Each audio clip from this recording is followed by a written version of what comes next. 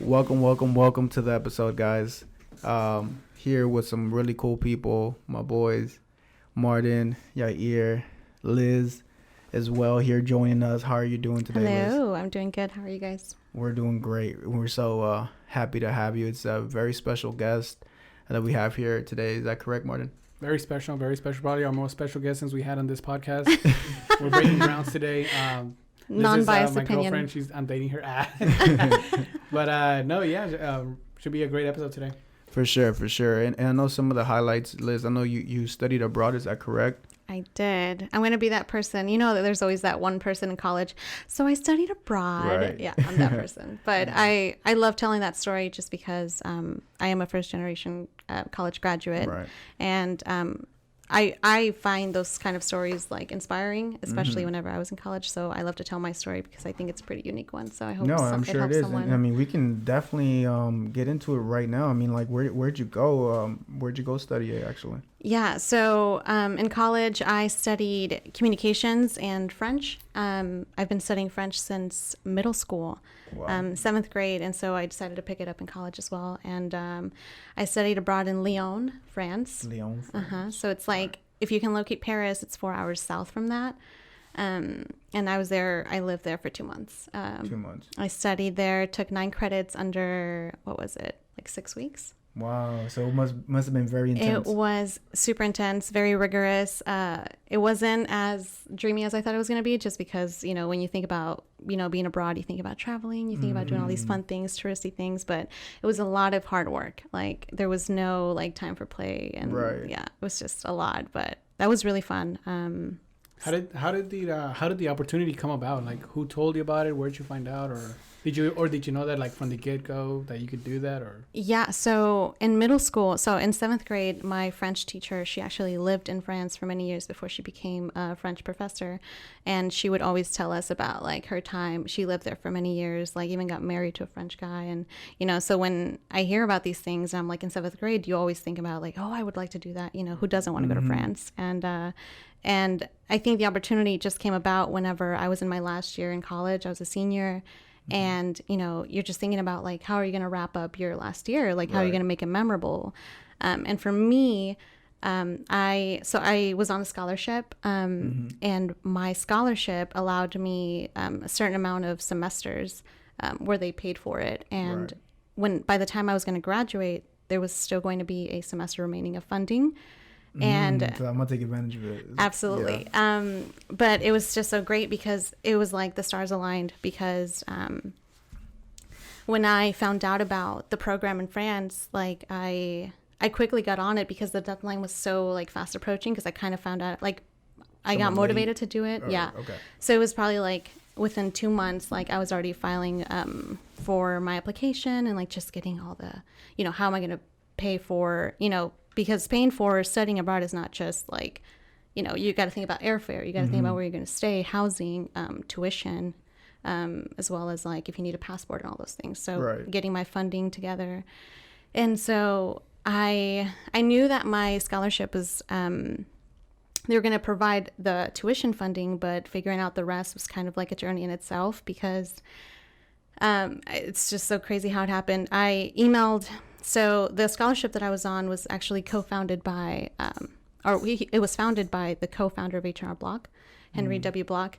And so I wrote to the foundation, and I was like, I figured out that I wasn't going to have, like, enough funding even after the tuition was paid for, because it's kind of like, it was an expensive, study abroad in itself is really expensive. So I wrote to the foundation, and I was like, hey, kind of like an appeal almost, like, I'm just going to shoot my shot and see if they can give me extra funding.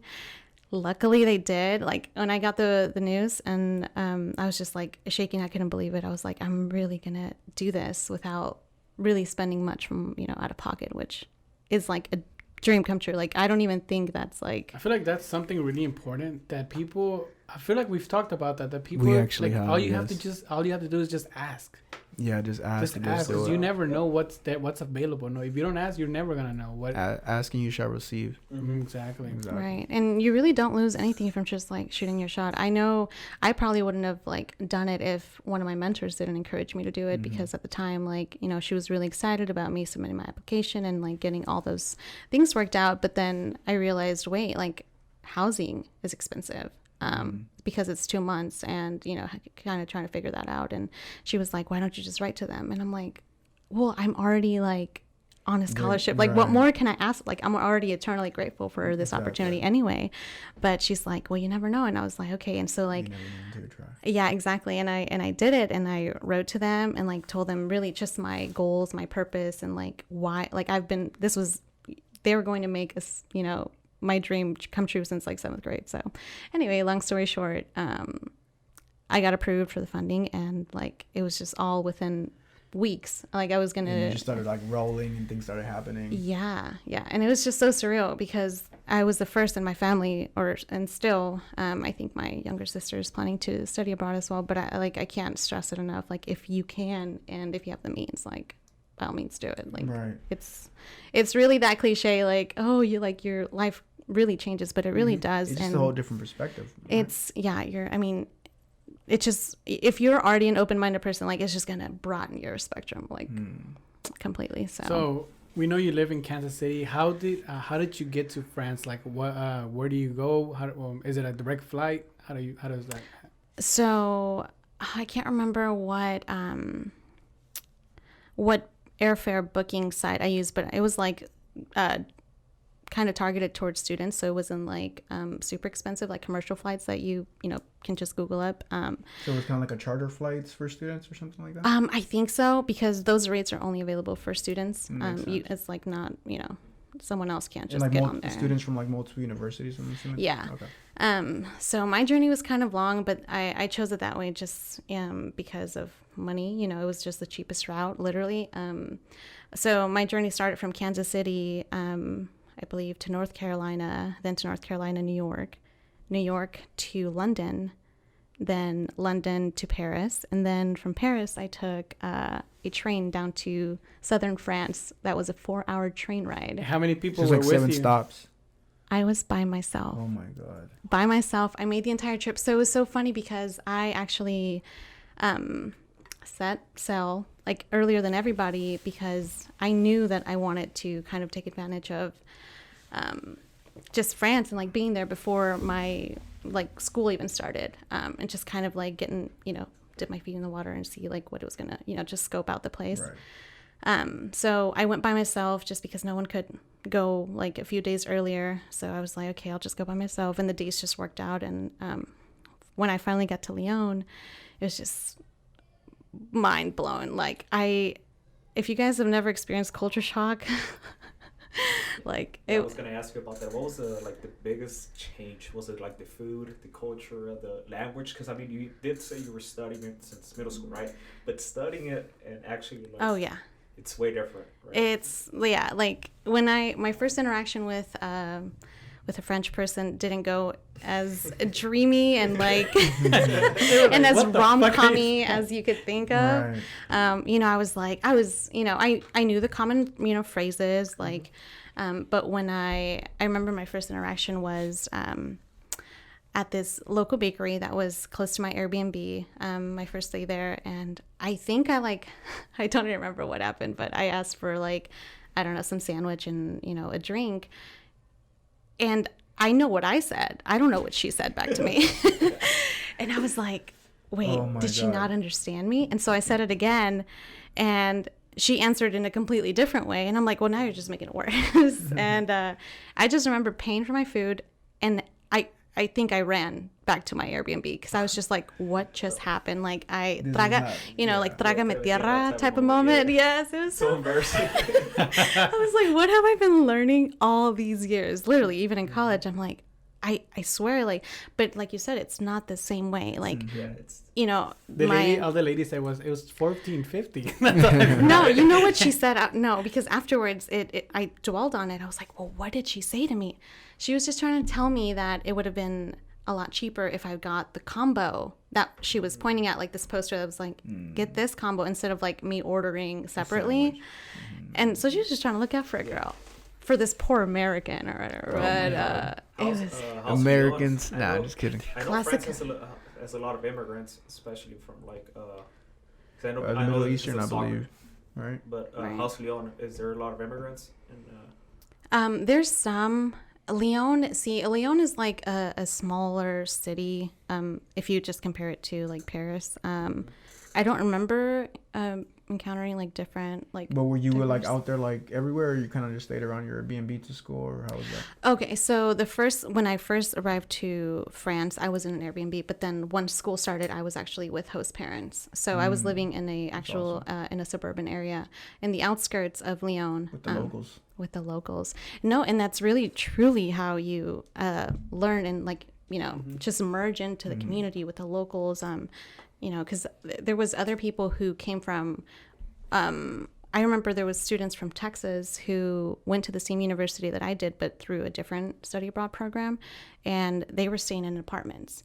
So just that alone, I had a completely different experience than they did, because when I got home, like my host mom would, cook like authentic French dishes, Wow, that's whereas like maybe the kids from Texas that were like living in apartments, they just grabbed whatever from the grocery store and made it at home. Gotcha. So yeah. So did you go to school in Texas, or would you go to school in Kansas City? Where'd you go to school? No, I went to the University of Missouri, Kansas City. So that's where I got my bachelor's from. And so that's where my group of study abroad left from. But then once we got to the university, it was like a bunch of abroad students from all over, like California, Arizona, I think Austin, Texas. So we got to mingle with other Americans at the university, and yeah, it was pretty fun. Did people look at y'all weird, like, oh, look, those Americans? Yeah, so, man, there's just so much to say about, like, Yeah, just we the have- French culture. Please, it's all about you. Run it. Run it. Pull the trigger. Right. No holding back, right? No, go ahead. No, so, with, if you go to a different country, like, you only know your culture, your traditions, and, just your manners. But when you go to another country, we were actually just taking courses prior to leaving, and courses as in, like, we would do a run through of, like, okay, like, be mindful of this when you get to France. Like, don't talk a certain way, don't dress a certain way. That's just not French culture. And it was just a lot of, like, just make sure you're being respectful in someone else's country while being mindful of what they already got going on. Like, don't be, the part of the study abroad experience is to, merge into with the locals, not stick out like a sore thumb, because okay. really Gotcha. that's how you learn. If you want to learn students who go to Mexico, for example, like you can't just go around speaking English just because that's your first language. Like, you have to be mindful that there's people around you that's not their first language, and they're going to look at you like, what are they talking about? So So were you told to speak in French, or like the yeah. basic? Okay. 100% of the time. And for me, it was really hard because, it was almost like whenever I'd get home from school, like, I would take a deep breath, like, oh my God, finally I can speak English. Or like I can, I hop on the phone with my mom and speak Spanish. Right. Like, it was almost a relief because when you're practicing a language, for me, that's my third language, in a foreign country where, everyone speaks it, it's their first language. It's exhausting to come up with like conversations with just anybody, because Right. your mind is working Exactly. It's 100% coming of the to you time. naturally, right? You have to really think and You push. have to try. You gotta Right. translate everything in your mind before you say it. Yeah, my God. exactly. Before it comes out of your, and just like thinking about like, okay, is that past tense, passé composé? It was just like all the tenses. You just have to think quick, because French, the way that language works, it's like you say one thing, it's spelled the same way, but it sounds different. So it's like what you could be saying him just probably sounds like, something else completely different. And it's just in the pronunciation. So you just have to be careful of what you're saying and how you're saying it. So. Right. And so when you went out there, did you go to like study French, something along French, or did you have like an engineering program or something like that? Yeah. So I needed a certain amount of credits to fulfill my minor before I graduated. And so it was strictly French. So I went to the university. My professors were all French. And yeah, like it was just, we learned about French history, French art, or cuisine, or, just food, Culture, everything like that. Like we had classes just like you would in school, for example, like you have first period, second period. For us, it was like literature, history, art. I had a class that was literally called restaurant, because it's just so crazy the way like a lot of French cuisine is mostly like they like to eat a lot of things raw. Like for example, like steak, you'll never, like if you go to France, they're not gonna, a well done steak is like not a thing there. Like you're always gonna see some blood in your steak, for example. Or so you have to learn how to order these types of dishes, because it's not like how we cook here in America. And so just learning that in itself was just, I was like, wow, like I didn't realize I had to learn, but it really does come in handy, because when I'd come back to my host mom, she would invite me to cook with her, which I thought was really special. But just like learning the verbiage of like, como se dice una cucharada, a cup. Like I didn't realize I had to learn how to say that, but it did come in handy whenever I came home and cooked with my host mom. But yeah, it was a lot of history for sure. We would go on like excursions. That's actually what I'm the most interested in, that I would like to ask you when you mentioned, is what you learned about French history that you thought was so cool. Oh my God. Because you said French history? Yeah, French or whatever. I mean, whatever you would like to talk about. Oh my gosh. Well, that was probably my hardest point, because I'm already like, history was not my favorite. Well, history is my favorite. I love history. See, I'm pretty sure that would have stuck better with you. For me, just because it was already like, again, I was learning history about, okay, so for example, in Lyon, a lot of people don't think of Lyon as a city, a revolutionary city, but Lyon holds a lot of where textiles were made back when, like the king, oh my God, I'm blanking on the king's name. What's King Henry? Yeah, like, I mean, I can't tell you which king, for example, but he would the fifth. Okay. Hey, king. The fifth, the sixth, but they would buy their king outfits from Lyon, because that's where all the textile was the richest. And so they're like, there's museums of like how they would make, like, even the queen's dresses and stuff like that. And I would have never known that if I wasn't like actually there. So yeah, there's a lot of history there that I can't really think of. This was 2 years ago, mind you, give me a break. Yeah, no, you're good. Don't worry about it. Yeah, that was What are some of the major differences you saw between an American home and a French home? Yeah. Or do they have Wi-Fi? Oh my God. Okay, so they have Wi-Fi, but it's like super slow. So slow. Well, and now that you bring up Wi-Fi, so electricity, the power, or however you call it, the outlets are different for sure. So I bought adapters before leaving the U.S., but they just don't hold up. Like a house, you just can't leave everything plugged in, or else like the power's just gonna go off. It's not just shows how as Americans we just are so used to abundance, man. It's just so our standard. much, yeah. And I feel like in French culture, like, it's not that they're very, like, minimalistic. Because, like, French people like their drip. They like to be, like, live lavish. Exactly. Yeah. But everything in their home kind of makes sense. Like, it's enough. It's not too much. It's not too little. Like, they're always prepared, like, to have people over. But, with, like, for example, like, food or whatever. But, yeah, like you wouldn't think that, but they don't go to like Costco, for example, to buy like all these groceries. Like they don't have massive stores, and they don't waste. Yeah, they don't waste at all. Even their clothes too. Like I remember one of my French professors. I thought it was funny because for us it's like probably odd if like our teachers like wore the same outfits 2 or 3 days in a row, right? Well, my French professor wore the same outfit the entire week. And I was like, that's interesting. He probably has like the same. Probably not.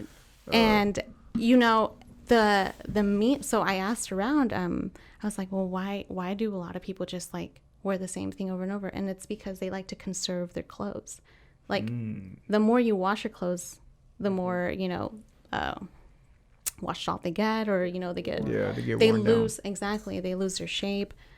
Well, they didn't have to do that. And it's like, a lot of people over there, again, they don't live in abundance, so it's not like they have a massive closet they can choose a different outfit every single You also day. told me that they don't have AC, right? Oh yeah.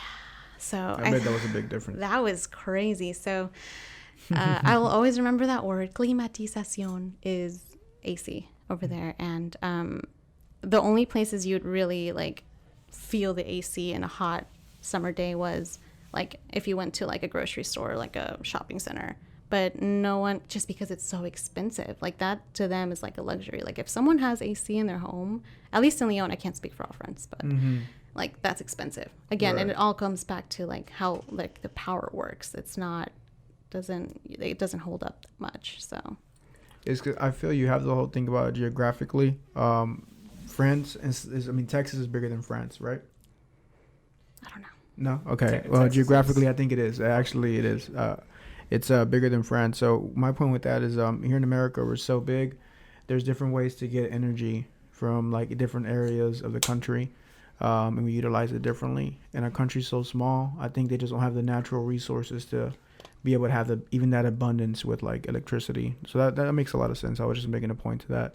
Yeah. Also here as Americans, just that abundance and reality of it. But Yeah, and Super another major difference that like I had to learn pretty quick was my host parents always had breakfast, lunch, and dinner always at the same time and together. So if, for example, I had to stay at school late one day, I'd let them know, and I didn't think they'd wait for me, and I'd come home and they'd wait for me like the food was just coming out of the oven as soon as I walked in. And I was like, you guys waited for me? And they're like, yeah, we always eat together. And I'm like, oh, okay. So nice. I thought that was pretty neat. Especially like, you know, every day, like before COVID, but like I would rush out the door, for example, here, like if I'm, maybe, running late for work or whatever. Oh, I just grab coffee. I don't have time to make breakfast or whatever. Like that is not a thing in France. Like you have to set time aside to actually sit down and have breakfast, have coffee, whatever it is, talk to the family, and then leave. If you don't do that, if you skip out on, like they find that like disrespectful. do they work as much as Americans, like ours? No. Yeah, that makes a lot of They're sense. definitely they pride themselves in what is it? They work to live, not live to work? Yeah, I don't know. Because But I get what you're saying. they like to, so they say Americans like just live to work. Yeah, that's whereas very true. we work overtime, we work up to 50, 60 hours a week. They are 84 at pretty times. yeah. Oh yeah. Wait, And that's not normalized in France because they like to they believe in being well rested, being like present for family and just things you like to do, which I think is pretty great. I think almost I don't want to say every job, but in France, like summer vacation is not just for students; it's also for just people who work. And I believe there's two. It's like so during the summertime, there's two different vacation times. Like for example, some students are let out. Like I'm just gonna throw out in May, and their vacations last from like May, June, and then that's the first vacation, I guess, time frame. And then the second set of students are on vacation from July and August. And the reason they do that is because they don't want everyone to all be on vacation at once, because then there has to be like people working, or Yeah, it has to be a balance, right? and you can't have everybody just traveling everywhere during 4 months. There's going to be traffic. There's going to be, prices are going to go up. So they set that up strategically so that not everyone goes on vacation, but it's very important for everyone to take a vacation. So I find that very interesting. Whereas Is here, France like a capitalistic country? Like, are they? Would you consider it that? I'm not too sure. Okay. Okay. It doesn't sound like it. I mean, well, maybe they are, but it doesn't sound like they're pushing like Americans, like we are. Yeah. I read an article a couple years ago about France and their school. They actually started making their kids go to school younger because they were falling behind against China and Japan on engineering, and they were just competing with. They weren't able to compete with the rest of the world. So, Well, how early do you know? How early, like before those kids were going to school? Like when did they start going to school over there? they think they started their school before it was like at 6 or 7, and after it was like at 3 or 4 years old they started sending their kids to school and a couple more hours, I think. It was a couple of years that I read. Gotcha. But yeah, it was something like that. I read this article one time that said it's probably not the best to send your kids too early to school. You have to let them play and develop. You know, like if you give a kid too much stress at an early stage in life, that it doesn't it affects their development in a certain way. And also to bring back to the how like they vacation over there, like 2 months or whatever. I do remember one time I was at I went to Vegas for my 21st birthday, right? And they told us, they're like, hey, you guys want some tickets to go to Circus Olay and for free? And I was like, what? They're like, yeah. All you have to go do is go to these timeshare meeting, you know, those timeshares. They got you, huh? No, they didn't get me. But I mean, they wanted the tickets, so I went. So we were went to the timeshare. Such a Martin. Yeah. Okay, they got Yeah. So I went, and I was just sitting there, and then they're like, all right, who's here in Vegas for the weekend? Raise your hand. And then some people raise their hand, right? And they're like, all right, who's here for a week? Raise your hand. And then like a couple other people raise their hand, right? And then the guy stopped me. He looked at two other people in the back. He's like, do you guys live here? Because they never raised their hand, right? Because he was trying to be funny. He's like, you guys live here? He's like, oh, no, we're from Australia. He's like, oh, okay, never mind. Those are Aussies. Never mind. And then he's like, do y'all know why? How much vacation they get? And everybody's like, no. And then he's like, oh, Aussies, they take 2 months off. He's like, no matter if you work at Macca's. And they're like, and then people are like, well, what's Macca's? They're like, that's McDonald's. Like, everybody gets 2 months off. He's like, so they're probably here for a whole month. Like, while y'all fools are only here for like a weekend or 2 days. Yeah. So, I mean, I found that like really like, wow, even in Australia. Yeah. That's dope, man. Way more benefits, time off. Yeah. If I would ever move somewhere, I would probably try to move to New Zealand out there. Yeah, it's a different. I heard people are not as respectful. The culture is not as pushy as like Americans, as we're constantly pushing. I mean, for some people it works being an American and constantly working 80 hours and having a big house and not enough time for this and that. But I mean, that's not life, man. Right. In my opinion. What do you think, Liz? Because you saw both, agree. you know. Right, I agree. I mean, you can just tell, like, the vibe is just, like, people really just take time to spend with family. Like, after a certain amount of hours, like, I remember I used to get off of, like, school would end, like, 4 or 5 p.m. And around that time, like, I was walking around the streets, like, you know, just because I would take the train or the metro and then a bus, 2 buses, I think, just to get home. But it was just so crazy because I remember my first week, or not crazy, but it was very interesting. Almost everyone on the train was like either had groceries, getting ready to, like they were heading home after work for dinner, or they were like, everyone was carrying a baguette in their back. A baguette, you know, like those big, like the long breads that. The Subway sandwich. The big. Oh, okay. Yeah. Yeah. The sandwich, the long one. You know, French people love their bread and wine and cheese. Yeah. But just seeing that, I'm like, well, why is everyone just looks like everyone just rushed to the grocery store. But what I didn't realize is like they're heading home, getting ready to like spend time with their family and cook together, which is something that like I even reflected. I was like, well, I can't even remember the last time I after school go home and cook with my mom, like, or actually even sit down and have dinner with her. Because a lot of times everyone's just like, everyone's like, get Whataburger. Get Whataburger on the way home. Everybody left you food. Everyone's eating at different times. Or you get home schedules. and maybe you get home too late and, well, they didn't wait for you. So now you're just eating alone or, which for me, it's normal. But, just seeing how strict, I guess, they are with, like, their family time and, like, just knowing when to unplug from work. Like, I don't think I ever saw, like, I feel like when I was in New York, I would see like people are always working on their laptops or always working on something. You here in America, I feel like people maximize their time. There's always something to do. And in France, it was just so laid back. Like, you could just tell people were just not stressed about like work. Chasing the dollar. Yeah. And I feel like they're very conscious spenders too. Like I said, like you mentioned earlier, they don't live in abundance like we do. They actually, my host mom would always make fun of like, she would poke fun at the fact that Americans have the biggest cars, the biggest trucks, and when you go to TVs. Europe, Amen, they have brother. the tiniest cars. They have the tiniest cars. Amen, brother. I know. And I was like, oh yeah, like the ones in Texas, right? She's like, yeah, très gros, which is like very big or very fat or so Hey, man. I was like, yeah, that's my people. Yeah, for sure. Yeah, That's it was very Americans, interesting. man. That's Texas, baby. Did you have any other problems like us when you when you went to IHOP for the first time? Remember that story? Yes. We all did. Same thing happened to me in Florida. On my plate. I think I was like 12 or 13. I ordered a burger. They said, "How do you want it cooked?" I froze. I was like, "What are do you you talking mean? about? How do I want it cooked?" What do you mean? How do you eat it? Yeah, exactly. What did you ever have like any other problems ordering food or like drinks or something? No, I didn't have any problems. Well, because for me, like whenever I'd get the menu, I pretty much just ordered off of the menu and I knew what the ingredients were. But I think something that I realized pretty quick was when you go to a restaurant or you're in a restaurant setting, here you go to a restaurant and you can even hear the people sitting right next to you.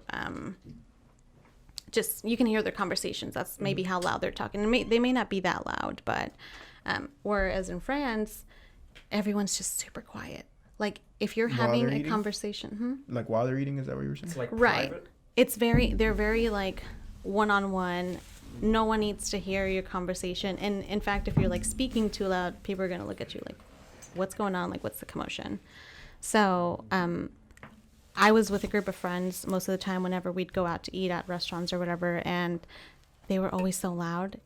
And I could just tell that everybody Other was people looking were at getting us. it, or- Yes, the locals were looking at us, and I was like, you guys, like, just be mindful, because I think, we're just disturbing peace out here with our loud American, Americans, yeah. And yeah. that's true. Like when people like start just yelling at the restaurants for some reason, and you're like, "What the hell?" Like you don't notice it, but then you're like kind of just like you start looking at your phone or something. You're like, "Why is everybody screaming?" Yeah, I challenge you guys. Like next time you go to a restaurant, just like sit back and just like listen to like everyone's. I mean, you can probably hear everyone's conversation if you truly pay attention to it. Whereas in France, like I could not hear anybody else's conversation. It was just so. I don't know if everyone's just that quiet, or they just want to keep their conversations very I think one-on-one. in the reason why, in my opinion, is because as Americans we're so about ourselves first, even when we don't try not to be. So we're just gonna talk. I feel like maybe over there, and just by the way you described the way they live, they're more conscious of like themselves around other people, and then just their place in like society as well.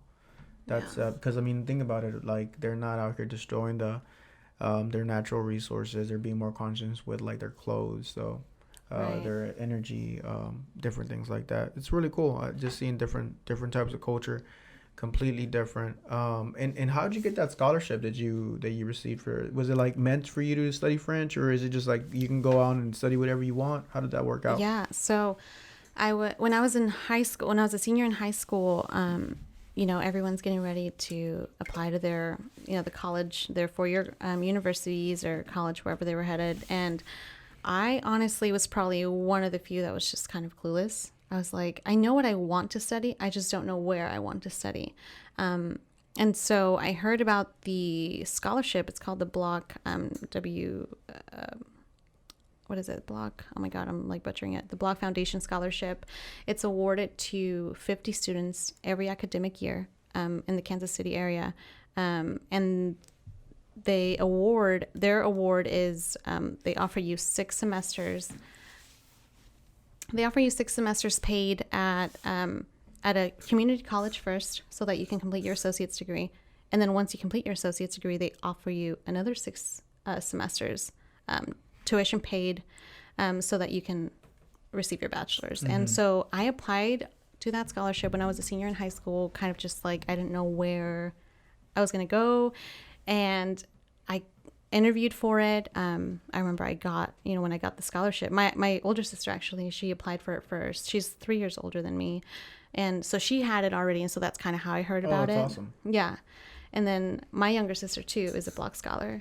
So all 3 of us, we were very blessed with the scholarship that has allowed us to go, very far. And so when I received the scholarship, I was automatically destined to go to a community college. And then once I was done with that, I was going to UMKC. But it was free range. You could study whatever you wanted as long as you could commit to receiving your associates and receiving your bachelor's. And like I said, that's what I did.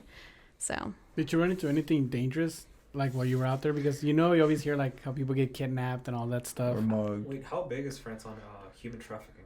I've only I I know have Europe. no is idea. really- I only seen it from the movie Hostel. I think there was like they go Oh to my gosh, France, I- right? I watched. Or no, is it that's Taken? that's It's in Spain, Taken. I think. I think it's Taken. Taken when they go to France. Yeah, it's Taken. Yes, I know it's- for sure. It's Yeah, Taken. taken in Paris. Oh, is In it? Paris. Yeah, they get kidnapped in correct. Paris. You never seen the movie Taken where he's like, oh, I don't know. It's like I have a I will certain find skill set you and I will and kill I will you. find you. No? I haven't what? seen that one. I'm glad I didn't Liam watch Neeson, it before I think is his leaving. name or something like that. Oh, is that what that line's Yeah, with like from? the older guy. Yeah, I and know he like who- goes. Yeah, I know who he yeah. is. I know that line. I just didn't know that was a movie that. I will find you. I will kill you. Were you glad to be back in America when you came? Yeah. Yes. Be honest. Get to scream at people and. Yeah, so let me Make answer long Martin's What was the first question. thing you ate when you got back? Oh my gosh, I have a list. But Please tell us. the creepiest thing that happened to me while I was in France was just it was a Saturday night.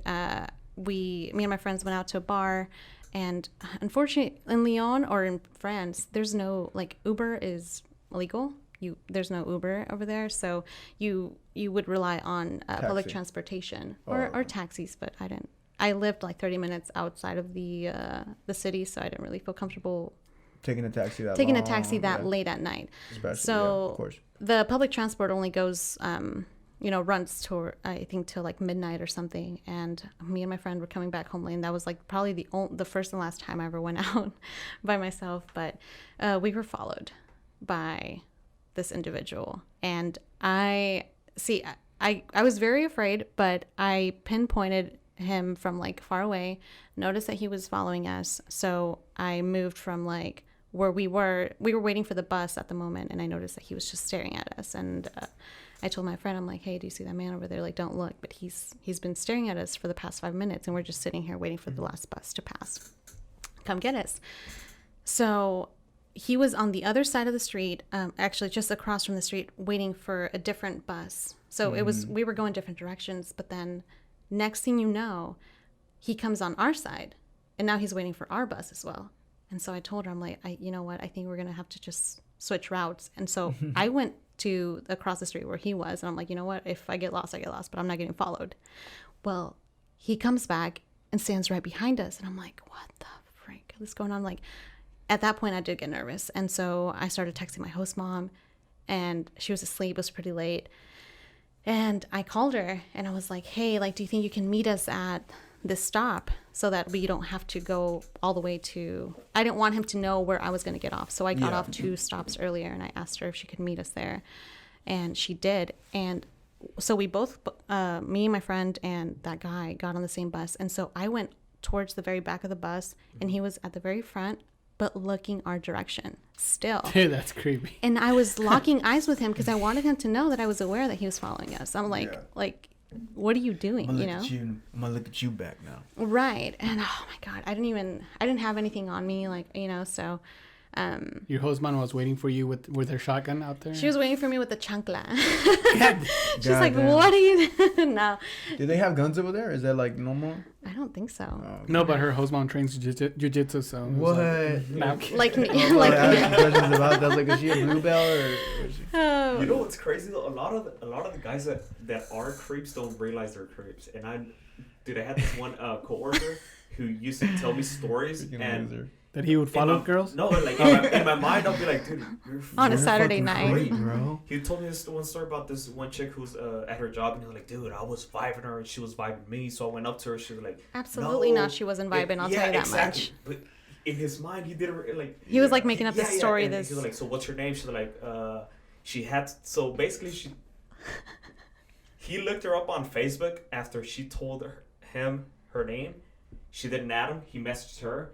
She didn't reply. She left him on red. So he went back and started asking her coworkers, where she's like, hey, where's this girl at? We had a thing last time. Blah blah blah. This guy's so weird. I'm trying to picture him in my I'm trying to one like. of them fuckboys, bro. It was like, Yeah. he was like, yeah, bro, she was vibing me. I'm like, no, dude, you're a fucking creep, bro. Yeah. 'Cause How long ago was this?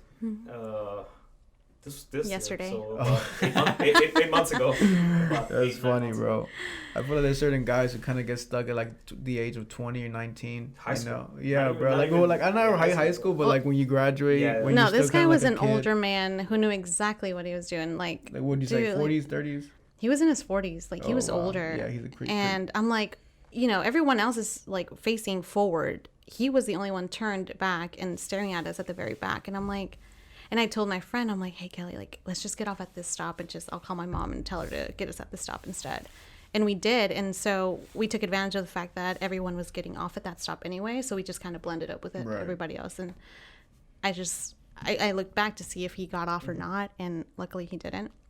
But I was like, I'm not going to go out again. Like, it was just, That's crazy. I just can't afford to be getting, snatched up in a foreign country. and that's what they told us. Like, if you're going to be going out, like doing, getting drunk or whatever, like just don't get in trouble with the law. Like, the worst thing is get in trouble with the law, one, but in a foreign country where you don't know their laws or you may not be familiar. Yeah, And you so, never know what's like normal here is like, oh, fucking over there, and you can go to fucking jail. Right. We almost, so one of my friends almost got arrested on the metro. I still haven't forgotten about the food question because I really want to get to We that. can get to it. No worries. Okay.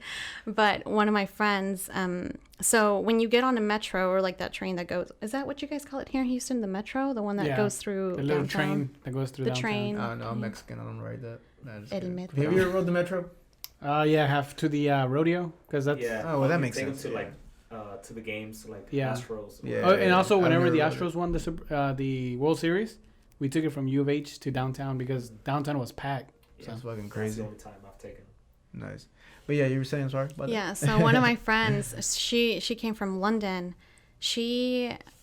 I loved her accent, especially in French. But when she got on the metro with us, me and my friend, we all got like those student cards for the metro, so we didn't have to like pay for a ticket every time we would get on. So we just swipe and boom.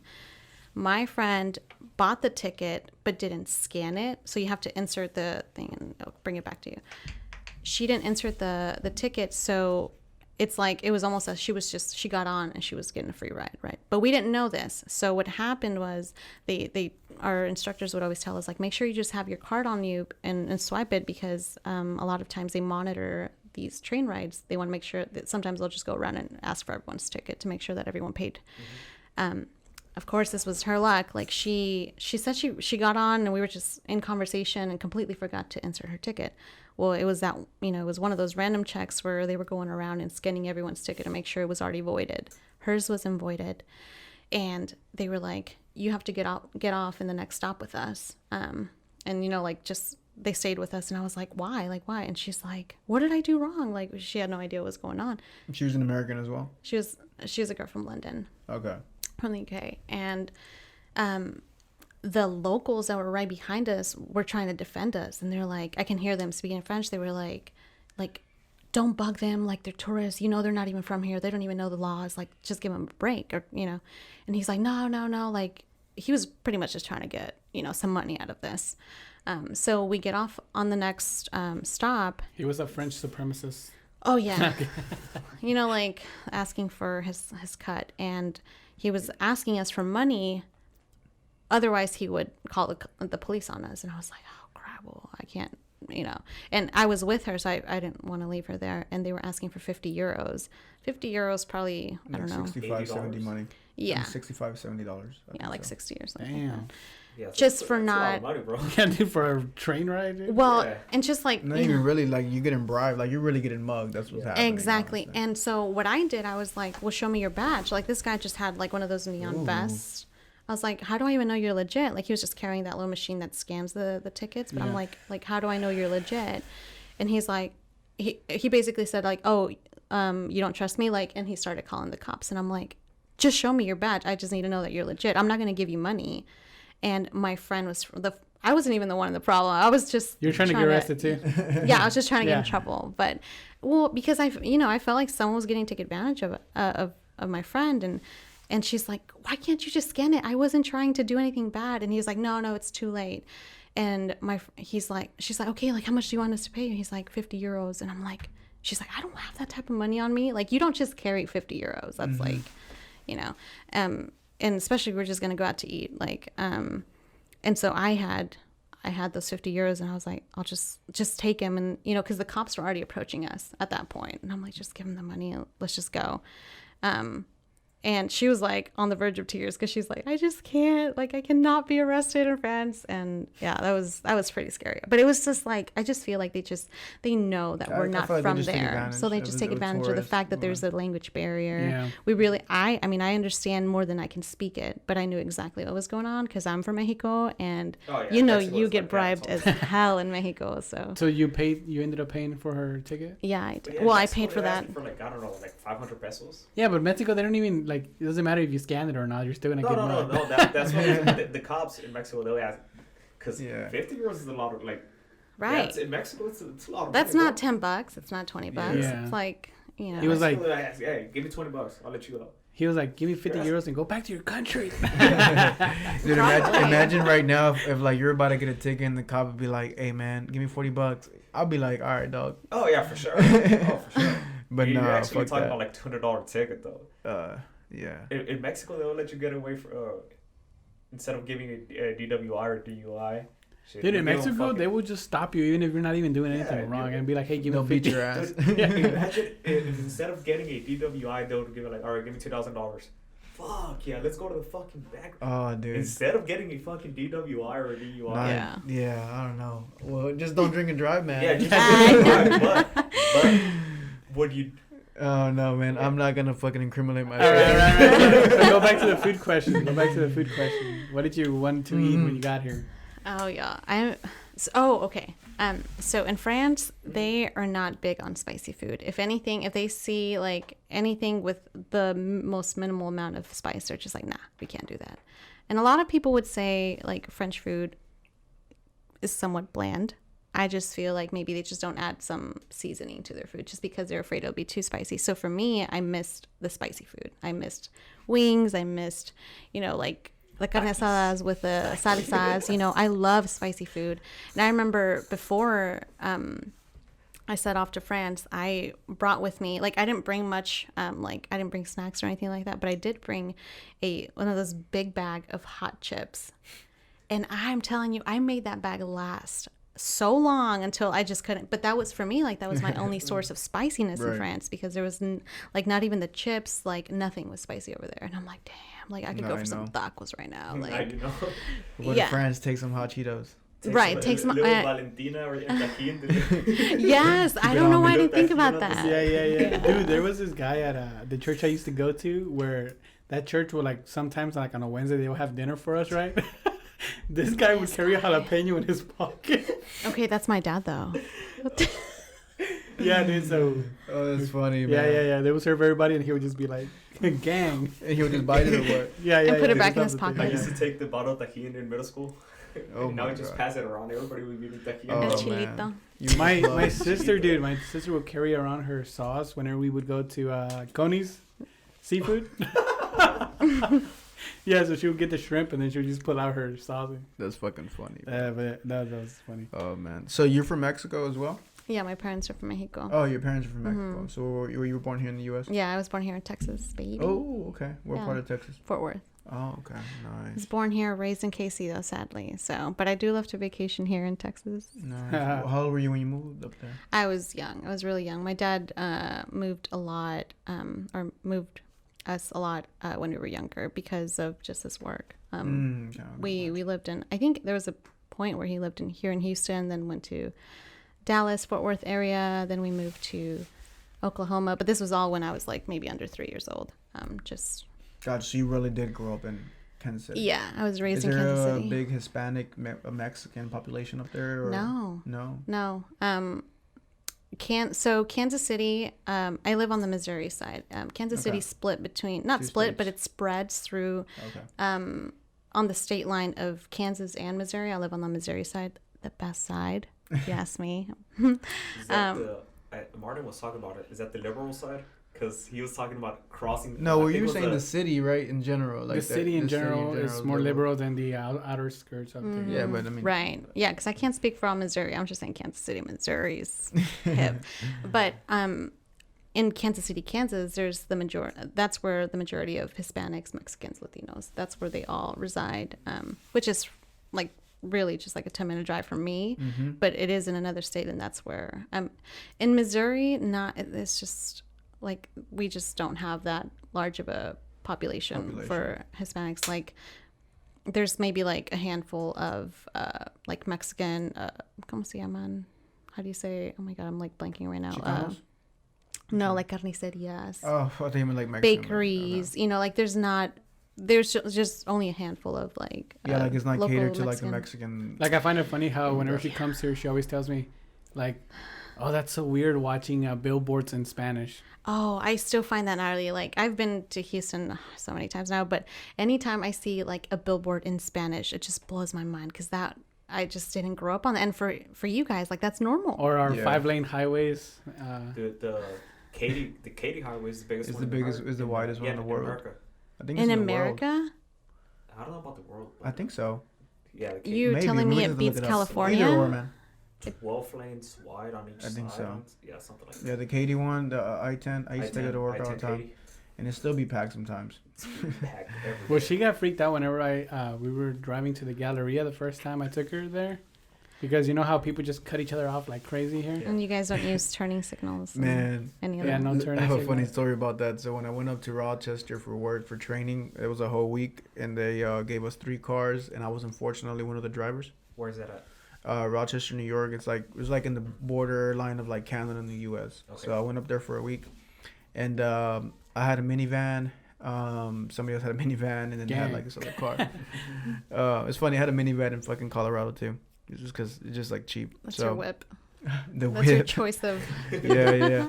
No, but to the point of that. No, he it's goes to the rental place and he's like, "Do you guys have any minivans?" No, bro, no. It was just the cheapest option. So I was like, yeah, I'll take it. They were like, we can upgrade it to an SUV, $15 a day. I was like, nah. I'm good. Nah, give me I was the like, minivan. I'm not here. I'm here with my wife. I'm not stunning for nobody, bro. Give me that whip, bro. Mad City. What'd you call it? Nah, but yeah, Houston drivers, we are different. And I'm already an aggressive ass driver. I ain't gonna lie. And because when I was driving, one time I was driving 5 people back from the office. These are people from like Cali. These are people from like even like Indiana. Mm-hmm. And we're all like mingling stuff, right? And they were all coming back, and I'm driving, and it was my turn to drive.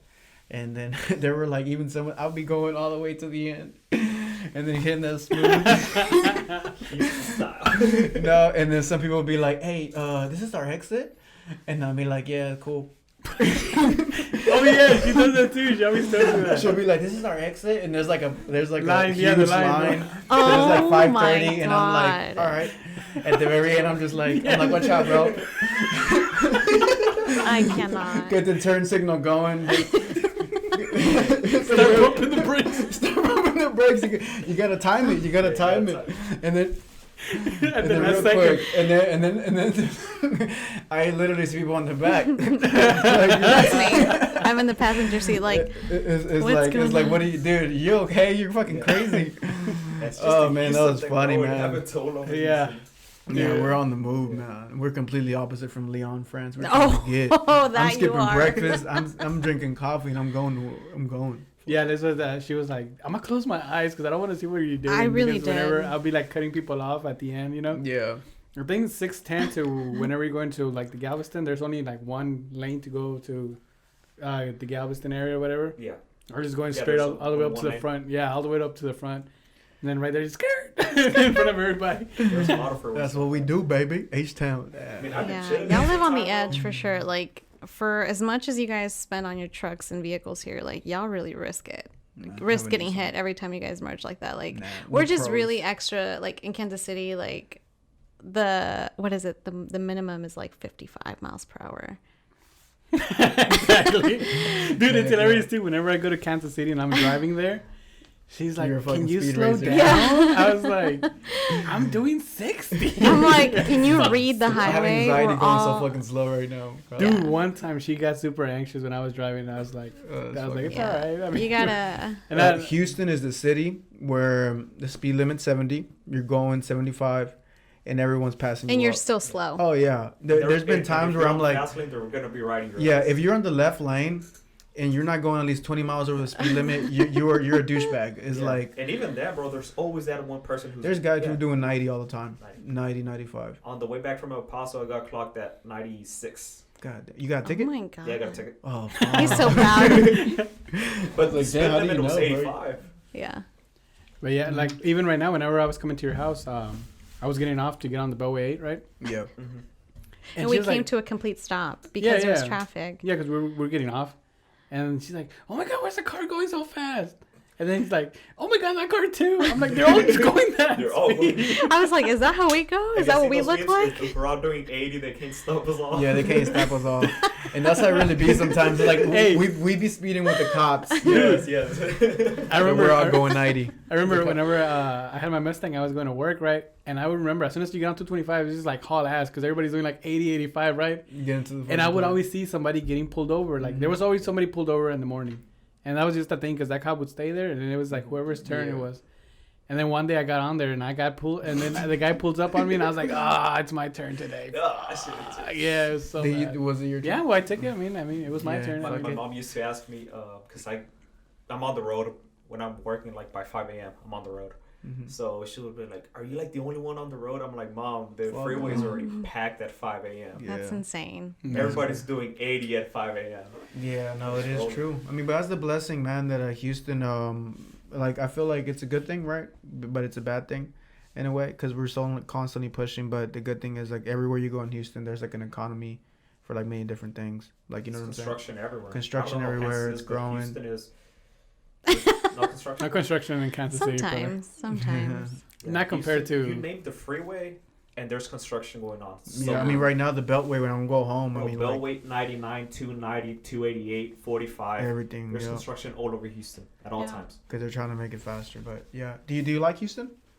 I do. I like it. I always tell anytime I come back, I just love the feeling of like just being surrounded by Latinos, which is something I don't get back at home. Like it's very diverse in Kansas City, not to say that it's not, but it's just a different vibe as soon as I step off the plane. Like it's just kind of what it's Carissa just says. different. Like we're blind to our privilege, like us three, right? Being against so much like Hispanics and that. Just right For around the sure. corner. Yeah. Like, I mean, there's a Mexican grocery store at every corner you'll stop at. And over there, that's scarcity for us. Like, we don't have that many. We got all types of food. Oh, yeah. Right. Like, you guys Houston's got so- street vendors. Like, you guys have it all the I mean, best Houston is tacos. actually the #1 diverse city in the U.S. We've You know what actually I topped heard? New York. This morning, I was listening to a podcast, and they were going off of.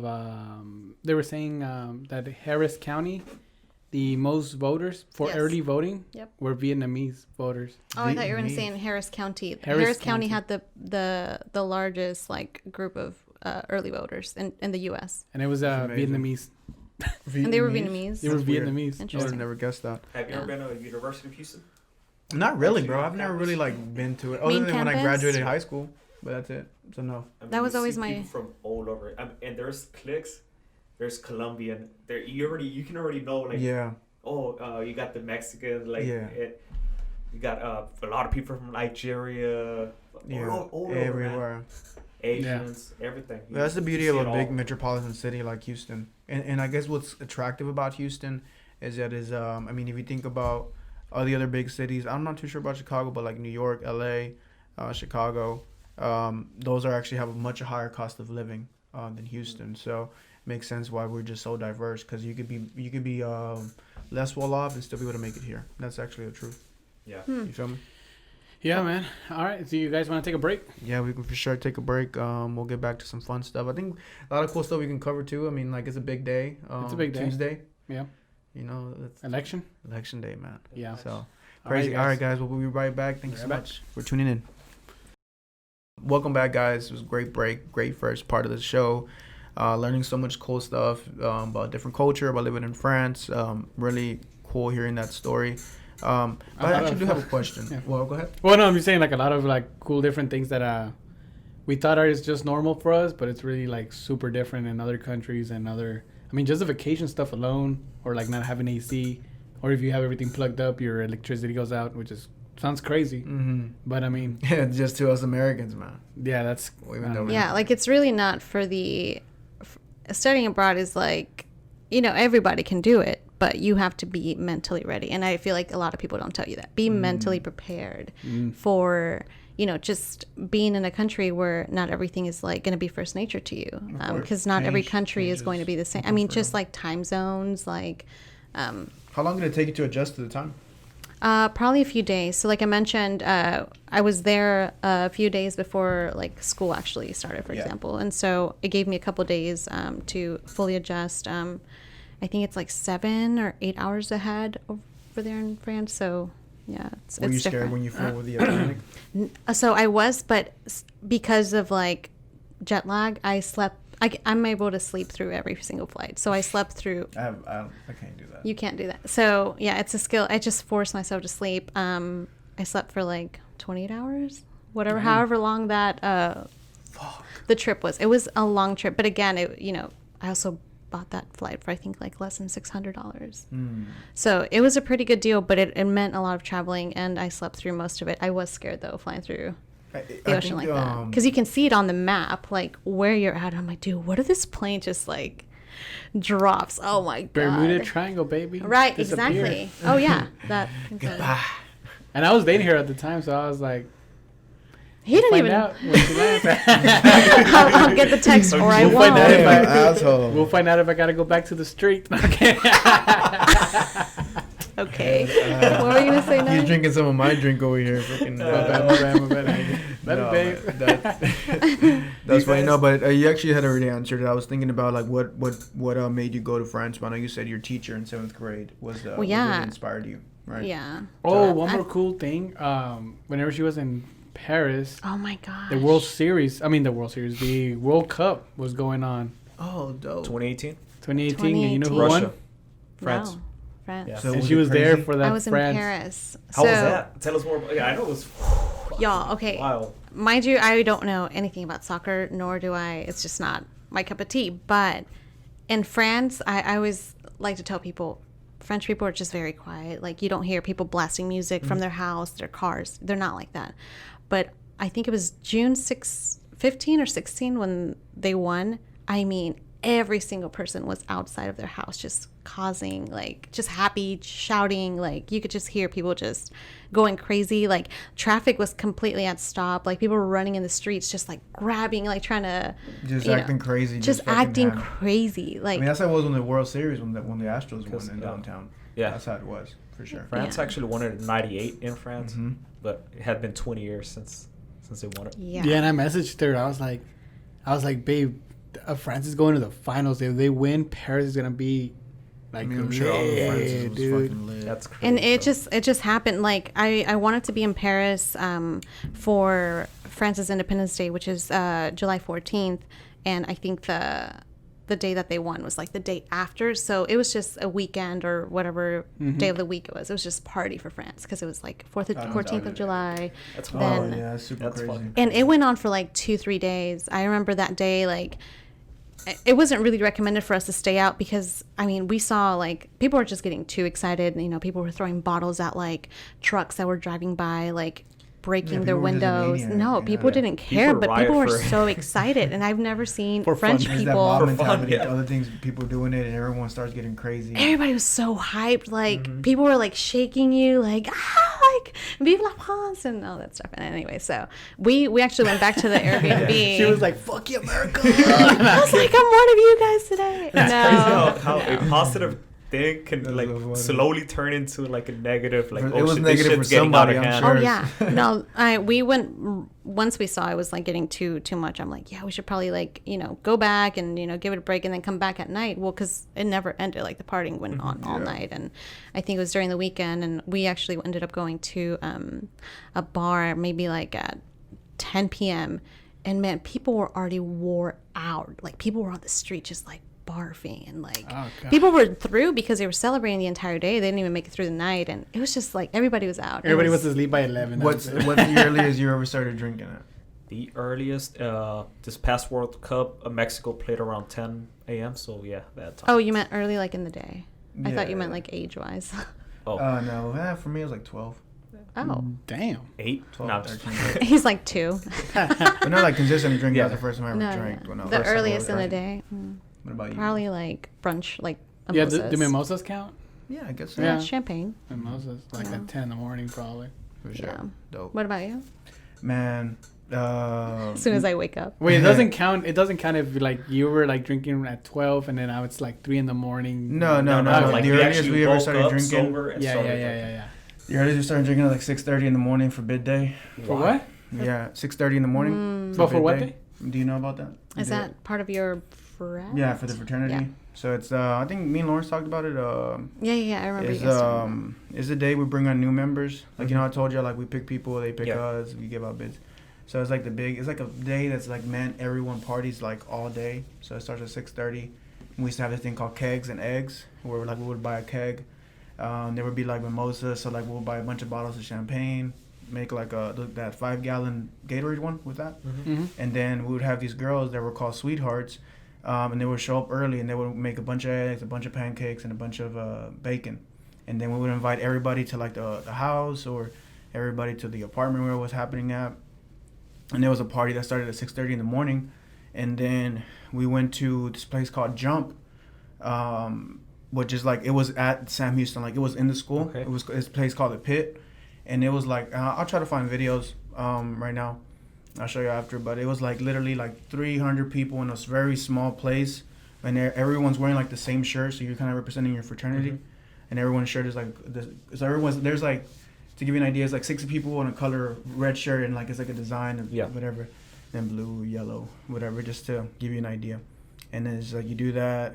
And then What time did you guys stop drinking? So you we started usually at 6. stop drinking at 4, and from 4 to like 7 is like known. From like 4 to 8 is like the dead time. Everyone knows it, because what happens after that Everyone is knows that like you do Jump, and you can't really take like alcohol to like the campus, even though it's you can't take like an open beer, but everyone will have it like in like a Gatorade bottle or whatever. And then so the new members come out, everyone gets all crazy, and they usually go back to keep pre-gaming. And we would go back to the fraternity house and just keep turning up. And then we would go to the actual location of bid day. And that starts from 12 to 4. If I would drink that, like the man I would drink there, I think I would die now. Seriously. But from 12 to 4, and we used to and we would rent out a club over there, like the actual like club in Huntsville. One time we did. And then we would do that from like 12 to 4. And then it was like a dead time. And then everyone will go to this place called the Fox, where it's actually I met my wife. Typical college story. I met my wife at a bar. Yeah, cool. But yeah, at least you guys met in person though. I think a lot of I'm not sure what percentages, but I think it's like 7% of the couples nowadays meet online. And what's wrong with that? No, I'm kidding. What the fuck are you trying to say? What the fuck are you trying to say, huh? No. Nah, there's nothing wrong with that. I mean, either way, it's just a different world now. But yeah, I met her. Me and my girlfriend met online. Just throwing that out there. If I That's didn't make cool, that man. obvious. I mean, that's really like a new normal now, man. Yeah. It's just we're so attached to bad. technology. It's like, and that's the beauty of it in a way. Cause I mean, y'all found each other, and y'all happy. And now she's that's on the the most important the part. podcast. That's crazy. That's dude. crazy, bro. That's I mean, crazy. think about that. The most important thing is happiness and finding somebody who's For gonna sure. love you, no matter where you find them. That love, security, and happiness, man. Live a long, healthy, happy life. Well, the World Cup is gonna be in America in 2026. Where we going, bro? Or what game are we gonna go to? I know Houston's definitely gonna host a for couple sure. games. Oh, for sure. Yeah. Oh, yeah, But it's gonna going. be so crazy, bro. So many Yeah. people coming from all over the world to America. Yeah, at for the sure. same time. What I would probably pretty do, wild. you know that, if and you should think about it too. It's just like when the Super Bowl was here. If there's gonna be like us that have a house, you can rent out your house as an Airbnb, bro, True. and That's make $2,000, like or you can probably make much more money than that, bro.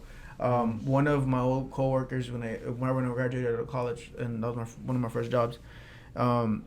She was married to an older dude, but the important thing is like they had a really nice house, like in the Heights, really nice house, you know.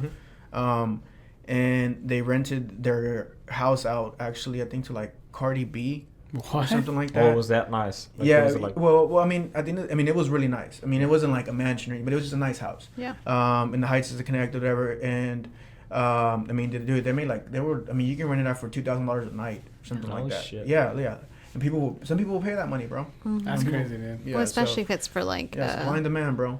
Yeah. Rent- Also, just to switch up the yeah, topic, go ahead, bro. dude. So today's Tuesday. Tonight It's an important day is in the, everybody's lives. presidential election, bro. Hey, I have a question about that. Like, Yo, what's up, bro? you know how they're doing mail-in ballots and then like normal voting, like regular voting. What does the mailing ballots Like, are we gonna know who's the I president? have no idea. It's gonna take about a week. Yeah. Yeah, it's Are not you gonna be the serious? same. Yeah, it's they're not gonna gonna be be like we're dropping, gonna know by 10 p.m. Information day by day. So like, hey, this state is winning by like this many points or whatever. But it's gonna take about a week after Tuesday, after tonight, to actually know who's. Did the y'all president. hear Alex Jones say the 79 days of hell? Or Yeah, I something heard like that, bro. So, if you guys didn't listen to the new Joe Rogan podcast, he had Alex Jones and Tim Dillon. Alex Jones, he's like a conspiracy theorist, but he was talking about how 79 days of hell, because it takes 79 days to get to the inauguration day, right? And he was saying that like there's gonna be whoever loses is gonna be contesting the election, like saying no, like Yeah. you gotta recount it, you gotta do this. So he thinks there might be like a whole 79 days where we don't know who's the president, and it would be like. How is it in Kansas City? How is there tension? Is there or is it pretty chill, or is it one sided or the other? Or how things over there, or you're not just really involved with that, like the political spectrum over there? So it depends, like by areas. Like Kansas City, there's certain areas. Like I mean, if I can talk about like different neighborhoods who are leaning more towards one way or another. Right. But for the most part, Kansas City is like pro Biden.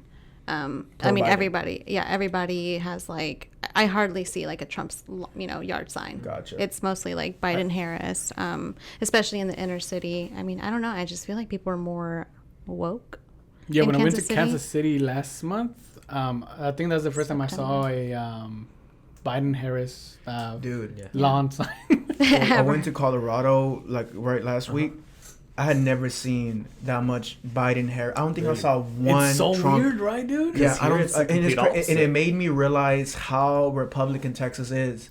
It's cool. I mean, actually, Texas is Republican. Yeah, but Houston's not. Yeah. Well, every major city's not, but overall, But yes, we're. but it's like you're correct. But like, there's still like spots, right? Mhm. But over there, my point is like, I didn't see it anywhere, bro. Yeah. Like, I saw like maybe people here wear a hat or that, but for the most part, I saw so many just Biden Harris. Yeah, Harris. it's usually in the outskirts of For Kansas sure. City that are more leaning towards, Yeah. red. And when I was surprised, even when I was like going up to my Airbnb, which is like in the outskirts, it was more continuous. I still saw it. I thought I would see more. Like, I saw Trump, I but saw no. a Donald Trump gift shop here towards. So I live in Rocheron, which is south of Pearland. On Highway 6, I was going to an O'Reilly. I was driving that way on down Highway 6, and Yeah. there was a whole little gift shop for Donald Trump, like shirts and hats or whatever. But then I went to do a photo shoot by the Galleria area. And I don't know, right there by the Galleria, there's some apartments and some houses, like a little neighborhood. And there was like nothing but Joe Biden and Harris lawn signs. So, I mean, I do see I do see some Democratic viewing, Democratic Yeah. areas in Yeah. Houston. How's your side? Because this is the thing about Houston. Houston's like Houston's one massive, city, dude. But Houston's massive, bro. I mean, I Houston drive is 25, massive. 30 minutes to come here. Like, that's Yeah. how far I live. Oh, At the I same time, it's not know. that far. So I- on the other side of the Beltway, from where I live, I know where you live, it's Trump because it's way south, right? Yeah, for sure. And on the other side of the Beltway, it's nothing but Trump supporters. How's your side of the town? I mean, like, it's What it's area are there's you a in? Hispanic community there, so I guess, yeah, but even in my neighborhood, yeah, I see some Trump people. I mean, it's all good, man. What Yeah, side of tripping. Houston are you? East side of Houston. Okay. So they're like in Chandlerview and stuff. You know that big bridge that we used to cross over whenever we were going to? Yes. Okay, The so huge he lives bridge, like yeah. right I live, over like it. out there, like I a gotcha. couple exits. Yeah, I I have a wonder house how out there. the Woodlands is. Huh? I wonder who the Woodlands Up north.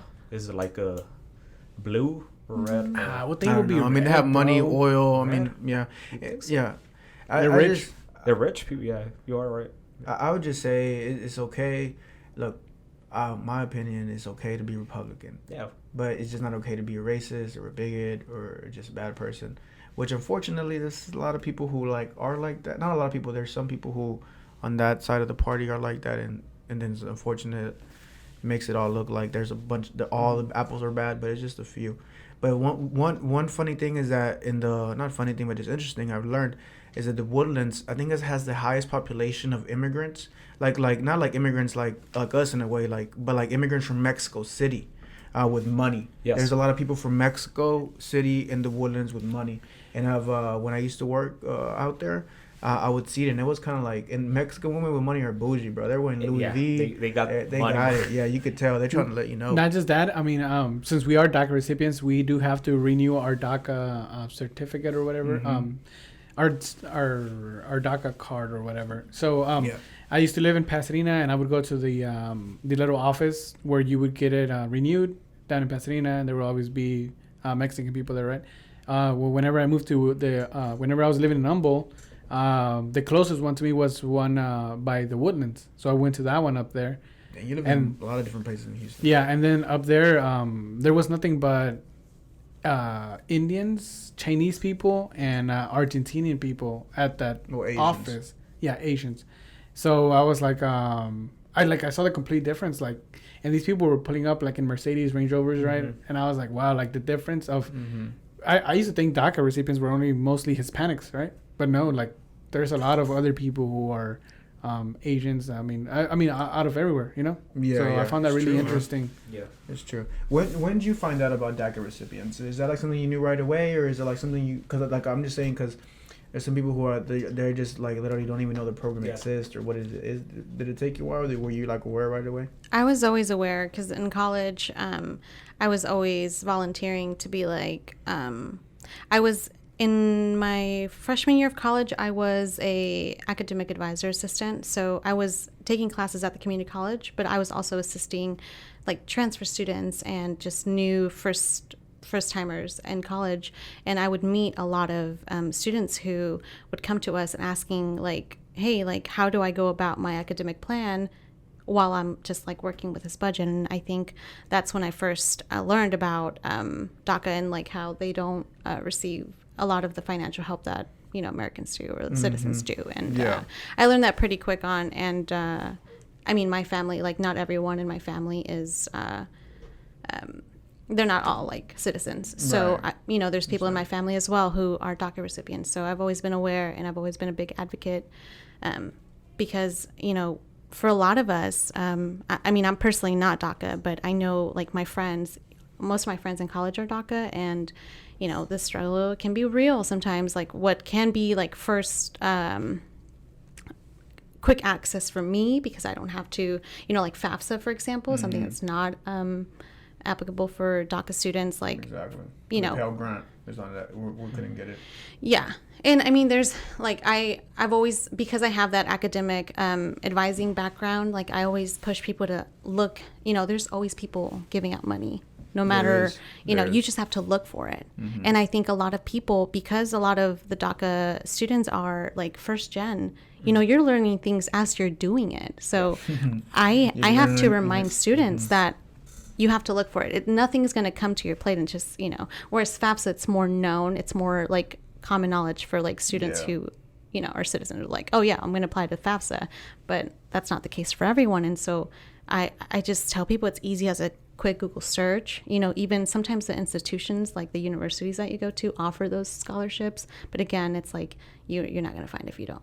Exactly. If you don't look exactly. for it. We do not have the privilege to just let it come to us. You have to go out there and find it. Yep, absolutely. If it's just not a common. That's why when I meet DACA recipients, and you know, I like, just like they say, they graduated college, and right away, like it's like an automatic respect, because just the college part, it's just difficult. It's we're usually most of the time we're going to be the first person to ever do it, right? To ever do anything. Really? Even for your parents most of the time, which is a conversation I always like to bring up. Like I have an older sibling. I don't know if you guys do, but I mean, for me, like even she wasn't DACA, but I know like she had to, you know, sometimes you just have to be like the translator. Sometimes you just have to be that financial advisor for your parents, you know, like you're doing everything that maybe for other people your parents do. Yeah. And where not only do you have that barrier of just not being a citizen and having like easy access to scholarships from here or there, like you're learning so much as you go that I don't think a lot of people give credit to. Just first generation students whether Right. you're DACA or not. I think that's, I feel like people don't talk about that enough. Really? And I think it's an important conversation to have. And I like to remind people too that, you know, it's okay to have different journeys. Like it's not, 100%. you know, it almost makes your story even more unique. Like a lot of people just hear about like, you know, like for example, like my American friends, like they never had to worry about like, how am I going to fund school? Whereas like, you know, maybe DACA recipients are like, that's the first thing they think about. And it's not like a question maybe to them because maybe their parents kind of like, or their parents already went through it, went to college, they knew, you know, so now they're teaching their children how to do the same thing. Whereas like us, we're doing everything, you know, firsthand. So it's like, okay, how do we even fill out this college application? You know, because it's not easy. And I mean, with, you know, college jargon and like just learning how credits work, like all of that, like that's why whenever, I don't know, even, I think it was like a work study position that I worked at a community college while I was receiving my associate's degree, that I got to learn like how college credits work and like why is it that, you know, certain academic plans are mapped out a certain way. And like I got my associate's in arts just because it covers most of your, you know, gen eds or like, you know, the common credits that you need to even build any, like if you were to transfer to a 4-year, you can start off with the basics and then you don't have to worry about those and just focus on your core major classes. And a lot of people don't know that. A lot of people think that if you just go to community college and start off like engineering, for example, well, what happens when you decide you no longer want to do engineering and you're in your second year? Well, now you have to start kind of over or redo your courses. And, you know, a lot of times we just, if you're a first timer, not a first timer, but if you're a first generation college student, I always recommend like, you know, get through your basics first and then, you know, kind of do like a major exploratory, because a lot of times like you find out that maybe, you know, you spend all this money and then you find out maybe that's not what you really seeked for or you thought it was going to be. Because a lot of times we say, oh, we want to do, you know, do this, do that, but it's not always like as simple or, you know, as it seems, or even like affordable. I know, you know, certain like the business school is more expensive than maybe like the art school, just like, you know, and a lot of people don't know that going in. Yeah, definitely. And I feel like that's the main reason why we started this podcast, to inform people, 100%. to reach out. And I know Kevin Hart says it with on his podcast with Joe Rogan about financial literacy in the Black community. But he's the one doing it because he came out of the hood. So now he wants to teach kids who are like him. But he's not just going to send a rich white man into the hood to explain. Because kids are not going to listen. And I feel like we're going through the same things. We're not going to send somebody that hasn't gone through what we went through. Because people will be like, you don't know our story. You don't know the problems that we have to go through. Yeah. And for somebody like Noe, DACA recipient who graduated, it's important because he's been through it, and people are actually going to listen. You know what I mean? And that's why I'm doing this, man. And that's why I'm pushing hard in my professional life, because my goal is just to be able to be positioned where I can help people. My ultimate goal in life is to start a scholarship fund, you know, and do something similar, give back, right? But for right now, I think what I can do to give back is just give back knowledge. When this whole COVID thing's going, because my goal was to do it this year, but COVID kind of just threw everything around. But I want to start a program. I don't know, maybe a nonprofit, but I'm still going to figure out the details. But the main point is that I want to start something where I teach financial literacy.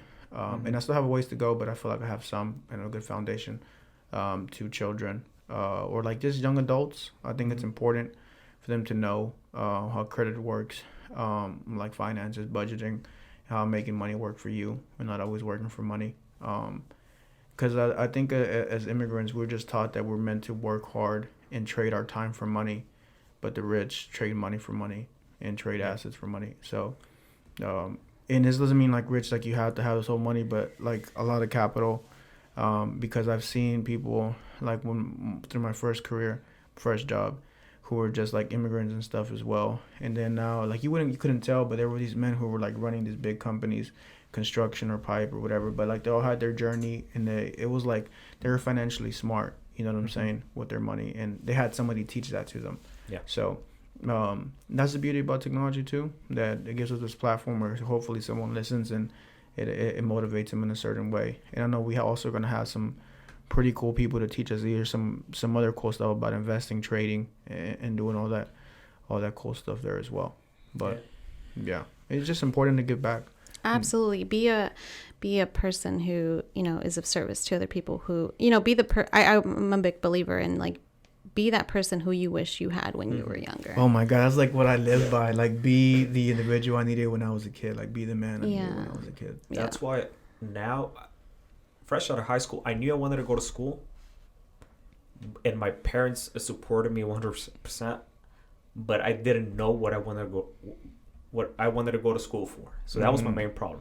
I was doing my basics. I felt like I was wasting my time. My mom used to tell me, go to engineering. I knew I couldn't do it because I didn't have the money for it. Now, me being in the like oil field, or now I can tell kids or whoever's listening to this that there's 2-year degrees out there, especially at San Jac or anywhere, that you can go for 2 years and make 6 figures fresh out of school. And that people don't know about. And those are jobs that people don't even know exist, Exactly. And there's actually a big gap in the trade, in the trades. We need more people to go into trades. Yeah. Too many people just think it's the college way to go, where like there's a lot of people who just live even a happier, healthier life because they don't go into $60,000 in debt. They go and they get a college degree. Yeah. They work through it. I mean, let's say it's a 2-year degree, it takes them 3.5 years, but again, they do it debt free, and now they can go on and live a very happy, healthy life. Yeah, so it's just that people don't have that guidance, or just somebody to teach them. So what advice would you give to 18-year-old right here? Depends on what they want to get into. No, but if like you, 18-year-old. If I was an 18-year-old, it's complicated because at 18, bro. I mean, don't think about like what they think about. Think about the advice you would give them, like with what you know now. Go to school and ask for information. Ask. Don't be afraid to go and talk to a counselor. Go and just ask for information. Yeah. That would get be informed. Yeah, for sure. I guess also like what I like that means to me is like I guess like you have to go get it, even if it's go get the information, whatever it is. Because if we're not privileged, like with our parents going to school, or just like somewhere financially like just very privileged, we're gonna really have to do extra to just be normal. Right, exactly. So like go out and do more, and I think that resonates for a lot of people who are trying to make it out the system. And the beauty of it is when you see it come out the other side. And those people, what I've seen in my field, is people who go through that fire, they make it through, are usually like superstars when they come out. Because they're so used to already handling so much stress and anxiety and like really, pressure. And there's people who go their whole life till 22 years old, right? Like Carissa, remember when she said like receiving continuous medals or getting praise for just doing work. And then they don't know what it's like. But I think the beauty about people like ourselves who are just resilient, with first generation, making it through, is that we kind of already we're adjusted to that stress, anxiety, or the pressure of this has to be it. There's no other option. Does that make sense? And so I think it helps us strive to be better.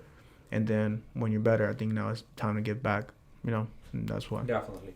Yeah. And, I was talking to you about, you mentioned that you were going to be a millionaire in the future, right? Yeah. So can you talk more about that, about the point of giving back? And Yeah. I mean, I just... about why? Yeah, man. I mean, money's not everything, but I know, like, especially in capitalistic America, as you've seen, when you went to France, many different things. Like, it's just very different culture. But I plan on living in America for the rest of my life, God willingly, hopefully. So how can I put myself in a position to help others? It really is by having the money. Have it. And so I always say I'm going to be a millionaire, and I speak it into existence, and it's going to happen. And it's just like crazy, like my journey that I've gone, where I've gone to get here, and I feel like I'm exactly where I'm supposed to be to get to my goal eventually. And then when I get there, I want to be able to help different kids and just be like, go to shelters, sponsor them, give them back food. Like even this Thanksgiving, and I guess I'll announce it prematurely, but if anyone's listening, I want to sponsor a family for like the Thanksgiving dinner, and probably buy some gifts for the kids.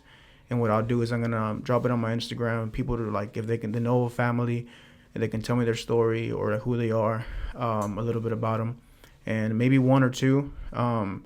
Just because I remember 10 years ago, me and my mom, we didn't have food for Thanksgiving. So it was in 2010, and that was the hardest year of my life. And so like 10 years later, a whole decade later, I'm very blessed, and you know, God just favors me so much that I want to give back. It's just like, I know it's in me, and it's the first time in my life where I have the position where it's like, doing that won't hurt my family, which is my most important thing to me. So the most important to me. So I want. You were sponsored for a Thanksgiving dinner? Huh? You were sponsored for a Thanksgiving dinner? No, I was never sponsored. No, but I want to sponsor. So okay. like, I'm just 10 years ago, like we were just like in a bad situation, and I remember we didn't even have food for Thanksgiving. And this is whatever. It doesn't matter. Ain't no fucking. I remember I was sponsored. Our family was sponsored. That's amazing. We were. I want to say I was like 10 or 11, and we had just gotten here. I feel like we had been here in the United States maybe for 2 years now. I mean, 2 years. And one of my mom's friends told her that there was this church that you could apply for, and if you got chosen, they'll sponsor you for a Christmas. And my mom applied. We didn't think we were gonna get it, right, or whatever. But I do remember that our Christmas tree was one of those plants, like, you know, the ones that were like in a weird, like kind of like a basket, but they were fake, and they were like kind of tall, and they were just like, there was like a normal plant, but it was a fake one. It was made out of plastic, whatever. And I remember we decorated it like a Christmas tree, right? And then I remember, I don't know if my mom got a call or what. They asked her for her address, and we were gonna get sponsored. We were like, what? That's crazy, right? And yeah, some people came, and they brought us a tree, and they brought us like a bunch of gifts or whatever. And I remember I got a Game Boy. Like they bought me a Game Boy, and I was like, "What, dude? That's crazy!" I was like, "That's a Game Boy." God like, bless those people, man. That's ridiculous, right? And like what I clearly remember is my mom being like, "We don't deserve this. Like this is for people who actually need this. Like we're fine. Like that plant it's a good Christmas tree. Like we don't need a Christmas tree. Like my mom being so humble and like saying that we didn't need that, and then me feeling like, I didn't feel bad, but I was like, damn, like maybe I don't deserve this Game Boy, and my little sister doesn't deserve those Barbie dolls, you know. But like, I mean, looking back then, I mean that's somebody you would want to help, right? Somebody that just got here, or like in an apartment, and just being us like I don't know, like my mom said that, and then I was just like, kind of like in the back of my head, like, dang, we probably don't need it. Like maybe I am good with just my cars. Like, but it's just like the humbleness. Yeah, the humbleness. It really got to me, and I was like, "Damn, that's crazy." But you did deserve that. Exactly. Mm-hmm. Well, I mean, I don't want to say exactly, but I mean, like, it is like somebody that you would want to help. Like whenever you, out of the situation, I would definitely would love to. Yeah, I mean, well, I feel like you did deserve it 100%. Just my opinion. Because now thinking about it, like, would you not want to sponsor a family who just got here 2 years ago with kids? That's what I would want to sponsor. Mm-hmm. But just like that migrant mentality, back to it again. You know, my mom thinking like, dude, we're fine with just our That's plant. Beautiful the mentality as well, isn't it? Like I thought so. Yeah, I love my mom. So she's amazing. Shout out to her, man. Yeah, for sure.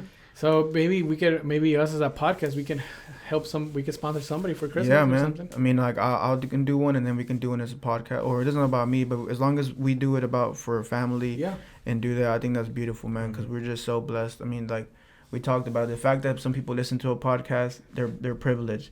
Yeah. We make a podcast, bro. Yeah.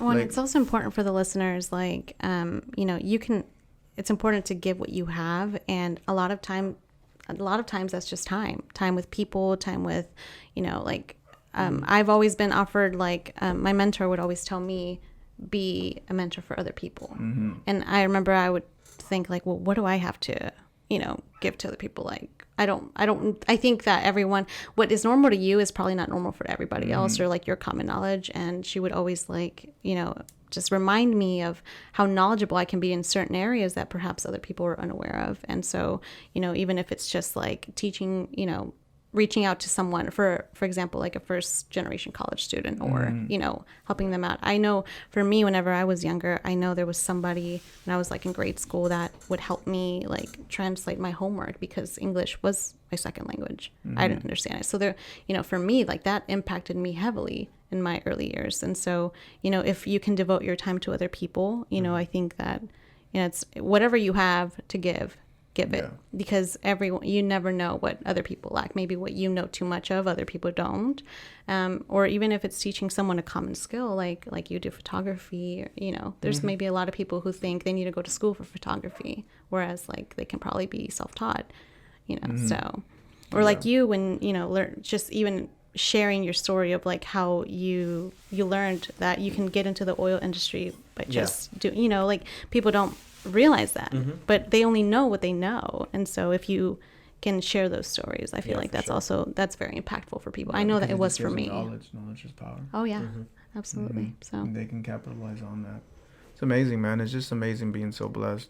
And that's and then also our community that we have, bro, like everybody always reaches out to us like, hey, like I want to help here, I want to help there. And then we like, I don't know, I just feel like if we set up like if we're gonna help somebody for this Christmas, like I have completely like faith in our community, like they would help out, like to donate or whatever, like I think we have like a super great, like just a few, I mean, we don't have like the most biggest following or anything, but everybody that we do have is pretty amazing. Loyal. Yeah, so yeah, for especially sure, our man. past I mean, guests, it's just everybody. important to give back, and it feels good, man. It feels good. I remember one time I heard this thing is like giving or like doing something for someone is the most selfish thing you could do, because you know how good that makes you feel. Yep. Yeah, and I mean, it sounds like a weird paradox, but I think it's pretty cool, man. And it's just I think we're just so blessed, man. We're sometimes, I mean, like, just have you ever hit you, bro, when you just like look at your house, or you just ever like chilling watching TV and you're like, bro, I'm a fucking immigrant. I really came to this country and I'm married to a beautiful woman. Or something like that. Like, it's like you made it. Like, it's the American dream. You got your big old freaking just to look back to where I grew up in, bro, which is like such kind of like a bad place, to where we are now. It's crazy. Dude, that hits me all the time, dude. All the fucking time. I'm just like I'm like, dude, we have a room that we never go into. Just because it's just there. Like, that's there's crazy. a spare bedroom in that house. Like, we have a we have a podcast room. Yeah, you have a podcast. You have a studio in your home, man. For me, it's like sometimes I go into my daughter's room, and I'm just like, damn, my daughter really has her own room. Like, dude, that's big. Kitchen. That's huge. You saw dude. it, right? That's huge. Yeah, like her own little kitchen. Do you plan on teaching your kids, or telling them about how you grew up? Not really. I mean, yeah, eventually when they're old enough and mature, but I don't want to be that dad that's like, I had it fucking hard, and we're always reminding them of it. They don't have to know when they're young, and when eventually they're mature, maybe we'll talk about it. If their mom talks to them about it, that's different.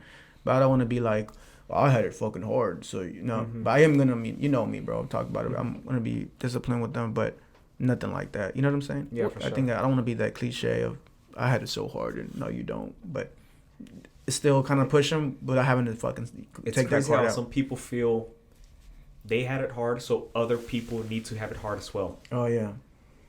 A lot of people have that mentality. Yeah. And I feel like I kind of had that mentality too. I did too. I feel like as a DACA recipient, I know myself. Yeah. I did too at one point. I was talking to a friend. I said, my goal in life is to pay for my if I ever have kids at their college, 100%. After that, they're kind of on their own.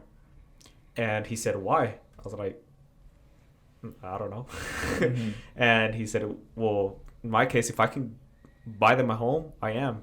And if I'm like at a really good position where I can not take care of them 100%, but if I can buy them a house and set them up for success, I am. I was like, that makes... I want to share this really cool story about a man that I met. He was a CFO at this company over there, I think in Deer Park. And he was this very older gentleman. He was like Middle Eastern, very, very polite. And he like agreed to meet with me. And so we met, and he was like, what can you teach me about payroll, 401k? He's like, I've been doing this for 30 years. And so my job is like try to like find something that we can like put him on or something. But eventually I kind of realized, like, there's no point. And then I kind of was just like, look, this is not my part of my job, but I think I'm very impressed with what you've told me. Like, what life advice can you give me? And he said, he's like, no matter how much money you make, live on a budget. He was like, because he has 2 sons, and he bought both of their sons a house. He's like, my sons live with me always. He's like, until I buy them a house, and then they go off, you know. And then he did that for this other son. And so because he now sets them up financially for like a very long time, you know what I'm saying? Now they have an asset right off the bat. You know what I'm saying? And it's very common in their culture, because their culture is like, you always take care of your parents. You know what I'm saying? So it's like they know it's gonna come back and it's gonna serve them. I think he was Pakistani, and I have another friend who was also Pakistani, and like he just graduated last year with his accounting degree, and so we were just, you know, talking, chopping it up, and I was like, well, what's your plan? He's like, yeah, man. He's like, I got this accounting job at this firm down here in Houston, and me and my parents and my brothers, we're all gonna buy a bigger house together. It's not like their parents they're all putting in for the house. They're gonna get like a huge house. And he's like, honestly, he's like until I get married, which I don't see it anytime soon. He's like, I'm just gonna live there with my parents, you know what I'm saying, and kind of have that. It's just very like a community. I don't know, and it makes a lot of sense, man. It makes a lot of sense for like really setting yourself up for the rest of your life to have financial freedom. And I think us sometimes we just don't see it that way. Yeah, a lot of people, especially I've seen that a lot here in America, where at 18 they're on their own. Once they turn their 18, fresh out of high school, hey, you're on your own. How are you gonna take care of yourself? I don't know, but shit, you're a grown up, you're an adult, you're on your own. You're not a grown up at 18. No. Yeah, definitely. No. What's some of the other advice you would give to someone, Liz, like a younger person, or anything else you have on that, or anything that's in your heart or your mind? Yeah. No, I would advise, like, I mean, my younger self and just anybody listening, I am big on giving people the benefit of the doubt. Because every single person has their own journey. Like, no one's journey is ever baggage. Yeah, baggage. But I mean, it can just mean like, you know, just because something's new to you doesn't mean that you can't be open to it. Or, you know, like, for example, just tying it back to studying abroad, like, you know, if someone looked at me a certain way because maybe I pronounced something different, and they probably didn't give me the benefit of the doubt that I'm a student who's trying, you know, I'm giving them the benefit of the doubt. Like, okay, I understand where they're coming from. I sound probably weird, but then it just doesn't, it doesn't create it's no longer a mean stare or like, oh, I'm judging you for the way you said that. But just in general, like, just give people the benefit of the doubt, you know, just, and learn when to, you know, I don't know, like, pick your battles too.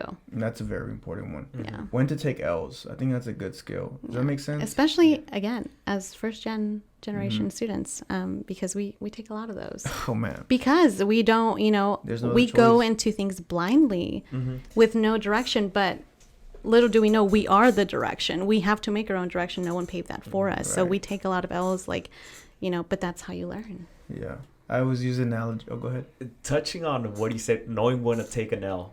Okay, so no, like how do you? Because there's a lot of, hey, no, you go in 100% and you're not finished until you get it right. Blah blah blah. You gotta know when to, like, hey, okay, let's say I want to be a singer, bro. I don't know how to sing. Like, after a while, like, all right, bro, take that L. Like, you don't know how to rap, bro. Like, just take the L, Can't bro. Freestyle, like, man. Yeah, for sure. Dude, no, yeah, you gotta do that risk assessment, man. Make sure that, you know, your time is being, the reward you can get back is worth it. 100%. Speaking of professions that probably don't match your skill set or whatever, my first year, I don't know, did any of you guys like switch majors like in the middle of your college career? I know my first year, 3 times. Not my second one. Third one. I did like my first year, but it didn't matter. Like, it didn't affect my like my career path or whatever. Like no, it didn't. I did. I was in general business, and then I moved to finance. But okay, but it didn't. It wasn't like a big shift. No. What about you? Me, like I said, I was doing my basics. I dropped out. I went to U of H. They started paying for my school. So they kind of guided me through the process. Then I talked to a buddy of mine, who he was already in the oil field, who actually got me into it, and that's where I learned that I could make way more money doing this or doing that. And that's when I went back to my 2-year degree and finished it, and I graduated last year. That's Nice, awesome. man. Congrats. Nice. What about you, Liz? Yeah, I went to, my biggest goal was to go to dental school my first year. Like I was taking all the biology courses just because I'm probably like one of the 1% that loves going to the dentist. Like, man, like people hate it. I love it. And I was like, man, I can see myself doing that. Like, you know, being orthodont, you know, working ortho. And then I just spent a year just like hating my classes. Like science is just not my thing. Oh, I was so glad when I was doing my Dude, sciences. biology, anatomy, like anatomy itself is just, I had to take that class at 7 a.m. and it was with lab. That's painful. I never took an 8 a.m. other than my first semester. They never offered it at any other time. And I'm No. like, and that's when I picked I up had coffee. a 9:30 strict. That's when I started my school. Yeah. And so then I just quickly switched because communications is always my first, but I wanted to give it a shot, and yeah, it was definitely not for me. Yeah. But yeah. I feel like I could have picked an easier freaking major, man. I graduated with a finance degree. That shit was hard. My sister's a finance Yeah, major. and what too. I do now is like I should have just done fucking marketing or general business. It would have been a lot easier. But your family's doing good, bro. You're doing good. Yeah, but you're right, because this was my path. Marketing isn't easy. Huh? Marketing isn't easy. No, but it's not as hard as finance. I'll tell you that. That's 100%. Did you for take sure. marketing? Huh? Did you take marketing? Yeah, I took but It is def- tied with business because I was looking into my choosing my emphasis in marketing, and I knew like I was going to take some business classes because of, No, I like, mean analytics marketing and is part of the stats. business. Yeah. General. I mean Smith Hudson School of Business or most all business schools, marketing is within it. But I always hear it's like accounting, finance, like supply chain management is pretty hard. Yeah. But I mean, at the end of the day, it's just about finishing. It's about getting a degree, Absolutely. and you know, it's beauty when you have it for sure. Yeah. But Martin, how you feel, bro? You've been quiet over there, man. I'm good. I was just listening to the stories. Hey, Martin, I don't know if y'all know, Martin started doing photography with, we both had Mustangs. Y'all were just telling me that. Yeah, we like, both had Mustangs, and he was like, bro, what's up, man? You down to shoot or what? And we just like started taking pictures, and now he has his business. Yeah. Yeah, man. Yeah, Hustling, man. You're a smart guy, bro. You're a really smart guy, man. Came out of nowhere too. Yeah. Like, I was hey, like- let's go to Kima. Was that the first time? I think so. Like, We went let's go to to like Kima. we were trying to have like a little Mustang club. Yeah. A bunch of Didn't work out. Mustangs. What was gonna be y'all's name? Yeah, come up with a name. We were actually thinking of making like stickers or something. I don't remember. God damn. Y'all We were didn't get, I don't think innovators. we got to that part though. I don't think we got to this. No, we were going to join a club. Yo, Oh my you had god! to play a Don't feat. Tell that story. Don't tell that story. Bro, okay, so Did they haze y'all? there was this club in Houston. There, like, for those of y'all listening who live in Houston, y'all are gonna understand the drive from Pasadena to 290 North. Oh fuck. It's like an hour drive. It's Yeah. the other. So we heard about this club. We drove all the way out there, and I actually told my wife, which she was my girlfriend at the time, I was like, "Hey, I'm going to this car meet. It's just me and Martin," and she pictured like the Fast and the Furious type of meets, Oh my like god! girls walking Cool. everywhere. Tokyo Drift. There's a bunch Yeah, of yeah. And cars. she's like, "Oh hell no, I'm gonna go with y'all." So she went, and we showed up, and it was like, what was it, like a storage? It was a storage, yeah, like a storage unit kind of place. Yeah. with like 10 cars. It was- So like I've never been to cars like that. For me, it's just get me one place to the other. But for car meets and stuff, like what's the point of that? Like to just be like, oh bro, you got a cool car. Oh bro, you got a cool Yeah, car. basically. That's it. Okay. Well, we were trying to get into that Houston car Mustang. something like Something, that. whatever. But like, okay, so once you get in, like, what's the benefit? We get to Nothing. go on cruises with them. Now, Oh, now man, that I'm sorry, I that's just, like, way out of we my were realm. 19 at the time. Yeah, something like Yeah. that. But that's bro, cool, there man. was like 30-year-olds. I mean, you out had there. 19. I mean, I don't know, 19 in the Mustang. That's pretty cool. Yeah, but there was like 30-plus-year-olds out there with them. And I'm like, Yeah. now that I think about it, I was like, bro, go home, take care of your Go home family. to your kids, bro. Go home to your kids. Bro. We didn't Go start a family, bro.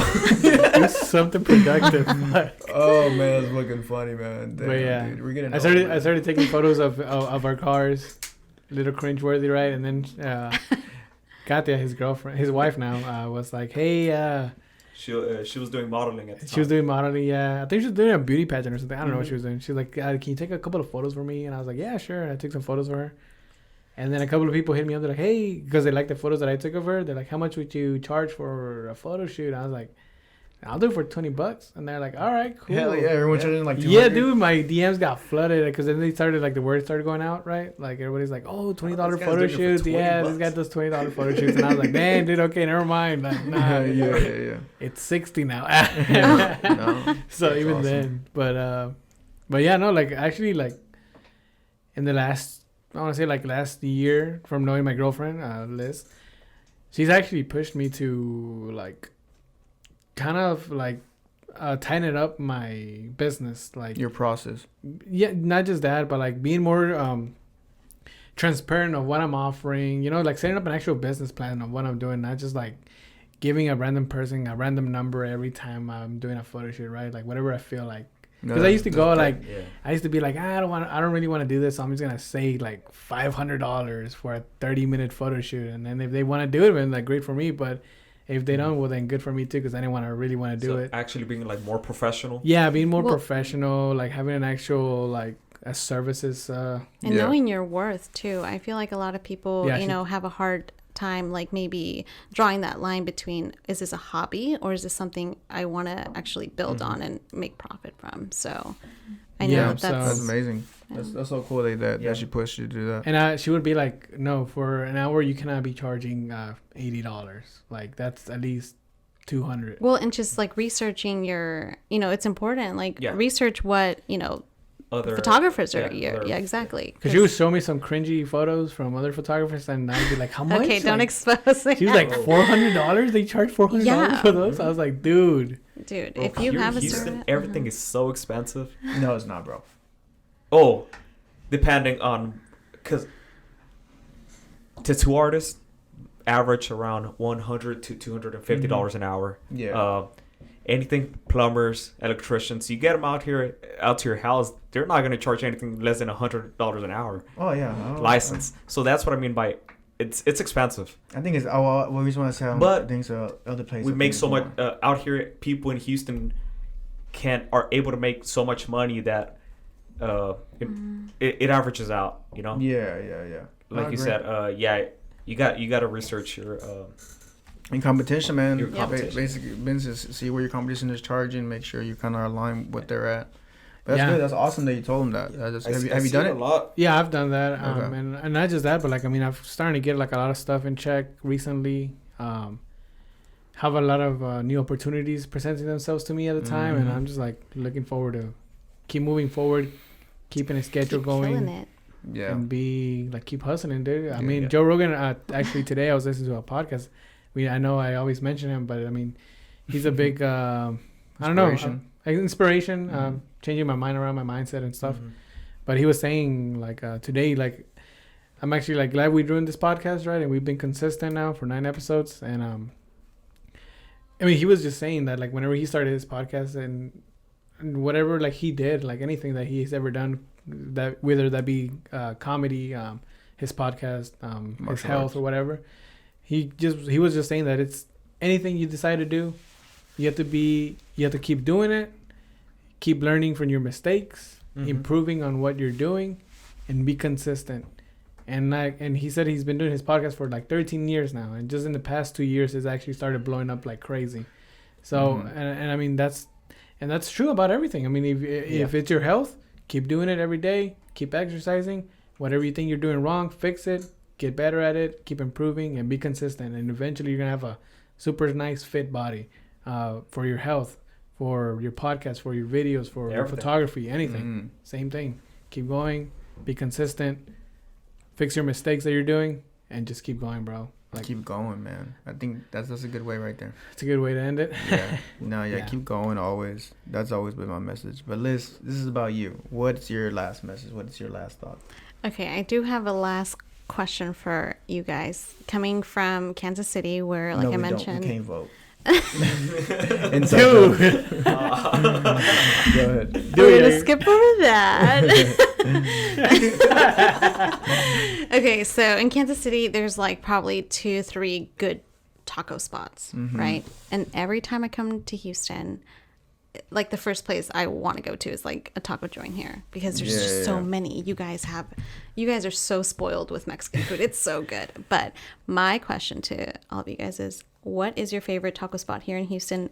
where maybe if someone who, because I know some Kansas City people listen to you guys because I spread the word. So if my it's Kansas kinda, City like, people, okay, So so complicated. if you're coming in here from out of town, and what we're gonna tell you is not gonna be a nice place. It's not gonna oh, be but nice. that's, It's it's always the you're whole gonna pay new- dollar In the hood, tacos. it ain't gonna be It's gonna good. be real greasy, but it's gonna be real good. It's gonna be in the hood.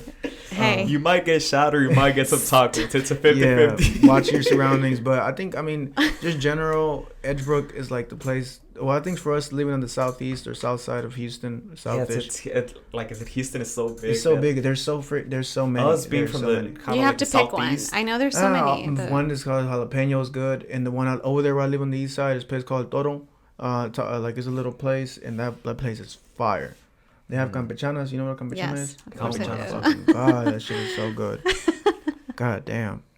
I was thinking about getting some afterwards too.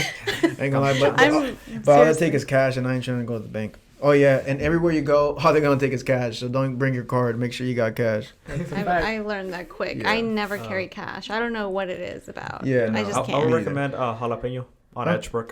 What? Jalapeno. Oh, for sure, that place is Jalapeno. fire. It's $1 tacos too. Dollar so tacos, little tacos though. Can't beat that. You gotta order 5 at least. You got to give it a different one though. Like, what's your second best? Have you guys tried Tacos Tech? Taco Tech? Yeah, right there off of 45. Freaking fire, dude. That place is fire. That place is fire. Huh? Overrated? Tacos Really? I think it's good, I always take her there because as soon as she gets off the Hobby Airport, it's right there. So Taco Stack? dude. I mean, I make my rounds. remember that real time when we quick. did that race and we went to that place in Conroe? I know y'all thought it was okay, but that place is fire, bro. That place was that's too far. Cornrow is No, like up well, north, right? Conroe is like an hour 40. Well, when I lived Absolutely in not. Huntsville, like it was Yeah, like yeah, yeah, 15 yeah. minutes. We're like out there in college, but there's another one. It's called, I think, Taqueria Jalisco or something like that. Like, Dude, Oh, dude, Taqueria Jalisco's overrated. fire. bro, y'all You like it? tripping, I like bro. it, There's dude. like 50 of them everywhere, bro. I think it's Well, I like so the one that- overrated. I like the one that's by Sutter Brothers down in Pasadena, South Houston. Taqueria Jalisco? No? Oh Okay. yes. Dude. The place is fire. Maybe I think of another one. We know what we're doing after this. I don't know those. It's Carniceria Aguascalientes though. They sell the best gorditas. Where is that fresh located? made. That's on 610 and that's Broadway, I think. And honestly, we're kind of biased. It's not like gonna be the best in Houston because we grew up on the Yeah. south side, so we know the south side spots. But north Of side, course. there's. On north side, you gotta go. it's a north side, you might nother- get shot. Yeah, Yeah, you get shot up in the you might north get side. shot. Even though it's Edgebrook, you might get shot. Dude, you wanna Yeah, know yeah. something funny? You know Greens Point? Yeah, You know how super hood that place is? Yeah. it's Well, they do- Guns Point, bro. It's called Guns Point. Okay, Yeah, I'm just okay, kidding. okay. Well, they have like they have a couple of like high rises, like Yeah, couple they of- do. right? And when I moved to Humble, I used to always go ride my bike downtown, right? Because I like seeing the sights, right? I already know And this then story. I was like, I was taking my truck and I saw that those high rises. I'm like, hey, you know what? I think I'm just gonna bike there. That looks pretty cool, dude. Oh my God. Negative, sir. I turned back around and I was like, get. You better get inside. Yeah, I was riding through a neighborhood, and then like I just seen people going like this, like what? And I was like, oh. Man, I got another funny story, something like that. One time when I was 18 years old, I hadn't even gone off to college, and I had an older friend. His name was Ahmad, and then he invited me. He was in a fraternity at U of H, and they had a party up in the north side, and he invited me with him. He's like, I hadn't even gone to college, so like, oh, dude, we're gonna go to this fucking fraternity party, cool, whatever. So we go up there. And then I remember I'm rolling with some guys I've never met, but like we're like 4 deep in a car. We pull up, and it's like out there by like Tidwell or something. So it's out there, bro, on the north side, bro. It's scary. Not But we get off, and I'm like being dumb. I make a dumb joke. I'm like, yeah, man, out here in the north side they be shooting people. Bro, tell me why, bro. Like I swear to God, 30 seconds later there was this freaking like Escalade that pulls up, and they're like start arguing with some other people like while they're in the Escalade. We hear gunshots, literally, pa pa pa. At least like 3 shots, and then the Escalade pulls off, and I'm like, oh shit. I'm like getting under a fucking car, bro, and then my homeboy's like, hell yeah, that's the way to start a party. I'm like, god damn, like I'm trying to go home, bro. pulls You up gotta on be his careful what minivan. you wish for. Yeah. No, but like I didn't fucking drive up there. I'm like fucking 45 minutes away from home, and I'm like, oh fuck it, I guess I'm going in. We went in, it was nothing happened. It's But Mad City, baby. but yeah, that's the way to fucking. I Houston, do man. recommend that Aguascalientes place though. They got the. I don't think we've been there, I right? don't think we've been. There's thousands. There's of just places, so many yeah. places, There's dude. like they got the fresh made gorditas. You're like They're Oh little. my There's God. taco places open till like 2-3 in the morning too. Yeah, so oh yeah. Like it's that's what I really- love about here. Like a lot of places in Kansas City are just closed by like midnight, or the only exception is like Saturday nights. You know. Oh, 1 by the a.m. way, we have like since I'm talking about like Kansas City, we have like 2, maybe 3 at most, like Mexican or Latino clubs or good? bars. Like, huh? Oh, you said bars, clubs. Yeah, clubs. And when I got here, there's like so many. Like, especially what's that area? I'm not very good with. What area? Is it by Pasadena? I don't know. South Houston. I think it is. Where What there's are you just so referring to? many like everywhere. Oh, I think she's talking Like, about just H-Brook. Like whenever you go down H-Brook, you know how everything's just Mexican stuff. Is that what you're But- talking about, or are you talking about the clubs? I'm talking about the clubs. Yeah, Like where. you know how Rodeo used to be right there. Yeah. Oh, yeah. And then Bam Bam. Rieles, if you keep going straight. Realist, that's Yeah, funny. like that area. I'm like, damn, there's I like never 3 been to just any of those. right here on this Yeah, no. strip. Dude, we Where- went to a Mexican club over there in Kansas City. It was not Mexican. It's awkward, dude. It's just awkward. awkward. It's just awkward, you know? Yeah, dude. The first They time were I playing went to Selena. one time when I was 17, I went to a ghetto ass Mexican club up there, like in the northwest side, bro. So, With my cousin, and like, I mean, he's not technically related to me, but he was like 30. My cousin's like older cousin who's not related to me is like 37. He's like, vamos al. I was like, and then there was like 9 people in there, like 1 woman with like this Oh my guy. And Hey, it was just like creepy as hell, bro. That's you know. funny. It was like 1 woman with 1 guy. And it was just like creepy, and it was like, oh, and I was like, yeah. We were there for like 15 minutes, and then we left to another club. And then it was funny because I wasn't even 18 yet. I was 17 years old, and I was fucking scared to get in and shit. And I was just there. I had no fucking business being there, bro. What the fuck was I gonna do? And then my cousin's cousin was about to get in a fight, and I'm just like, God damn, my mom doesn't even know I'm fucking here. Like that's what I'm worried about right there. Is like my mom was gonna whoop my ass. But Dude, no. so something that like a little like a minor thing that kind of like just like triggered me about Kansas City was whenever The like truth let's say you're comes gonna go out, let's say you're gonna go to What? like let's say we're going to jalapeno, right? Yeah. And you want to order 2 tacos that are made here of we go. Harina or of fajita. So how would you order that? What would you say? like in In Spanish? Spanish, yeah. Dos Bistec, tacos de fajita. whatever stick. Well, like, Or those de bistec, right? Over there in Kansas City, they say dos de asada.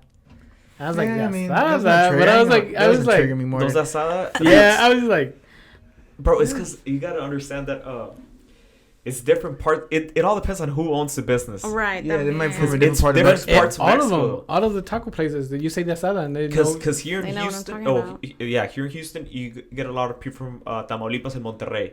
Yep. So Which are you- northern states. Yeah, northern that's right. states, yeah. Mhm. In California, you have a lot of people from Chihuahua. Mm. It's different, bro. It's Yeah. like burritos. Do But better. you're just so used to you're just Yeah. so used to saying Yeah, I'm fajita used to and saying you- the and they fajita. get it in here, Oh, and fajita over there bistec. it's like, but Or the yeah. bistec, yeah. I don't know, Yeah. but it's just different, bro. But I see I'm just where a it's at. foodie, and I always look for an excuse to eat more tacos. So Yeah. while I'm probably here, not. so I'm gonna get All something right. right now. All right, bro. But- Yeah, Yeah. that's a good That's You sure. want episode. to say no? Nah, man, just Liz, thank you so much for coming on. It was really cool to learn about French. I was like, when you were talking about it, like your house, when you left, I was just trying to picture it in my head and how it looked. Maybe, you know, I don't know. I think it was really cool that you had that experience, especially, you know, you're going off to college, getting your scholarship, you know, doing all that cool stuff. So, yeah. nah, man, just thank you so much for coming on. Yeah, Let's thank go. you guys. Martin. You guys are killing it. No, thank you Like- for everything. Yeah, thank you. And this is honestly, we're literally just scratching the surface. Like literally, I mean, we already have some stuff like coming up, some big projects, and we're excited to release those. And hopefully, you know, we can get that thing going and sponsor a family or two. For, Yeah, that'd be awesome, dude. Thanksgiving. That'd be That'd be a lot, you know. All right. All right, guys. Well, thank you so much, and I'll leave it with this. Just remember, my Sam Houston State school motto is the measure of its life is its service. You know, so it's about what we can do to give back. So, yeah, with that, just wanted to say that, and Everybody be safe out there. Today, yeah. Oh, and today's crazy, or tomorrow's the election. Today's the election. today's election. All right. Well, best of luck, guys. Take it easy. Bye bye.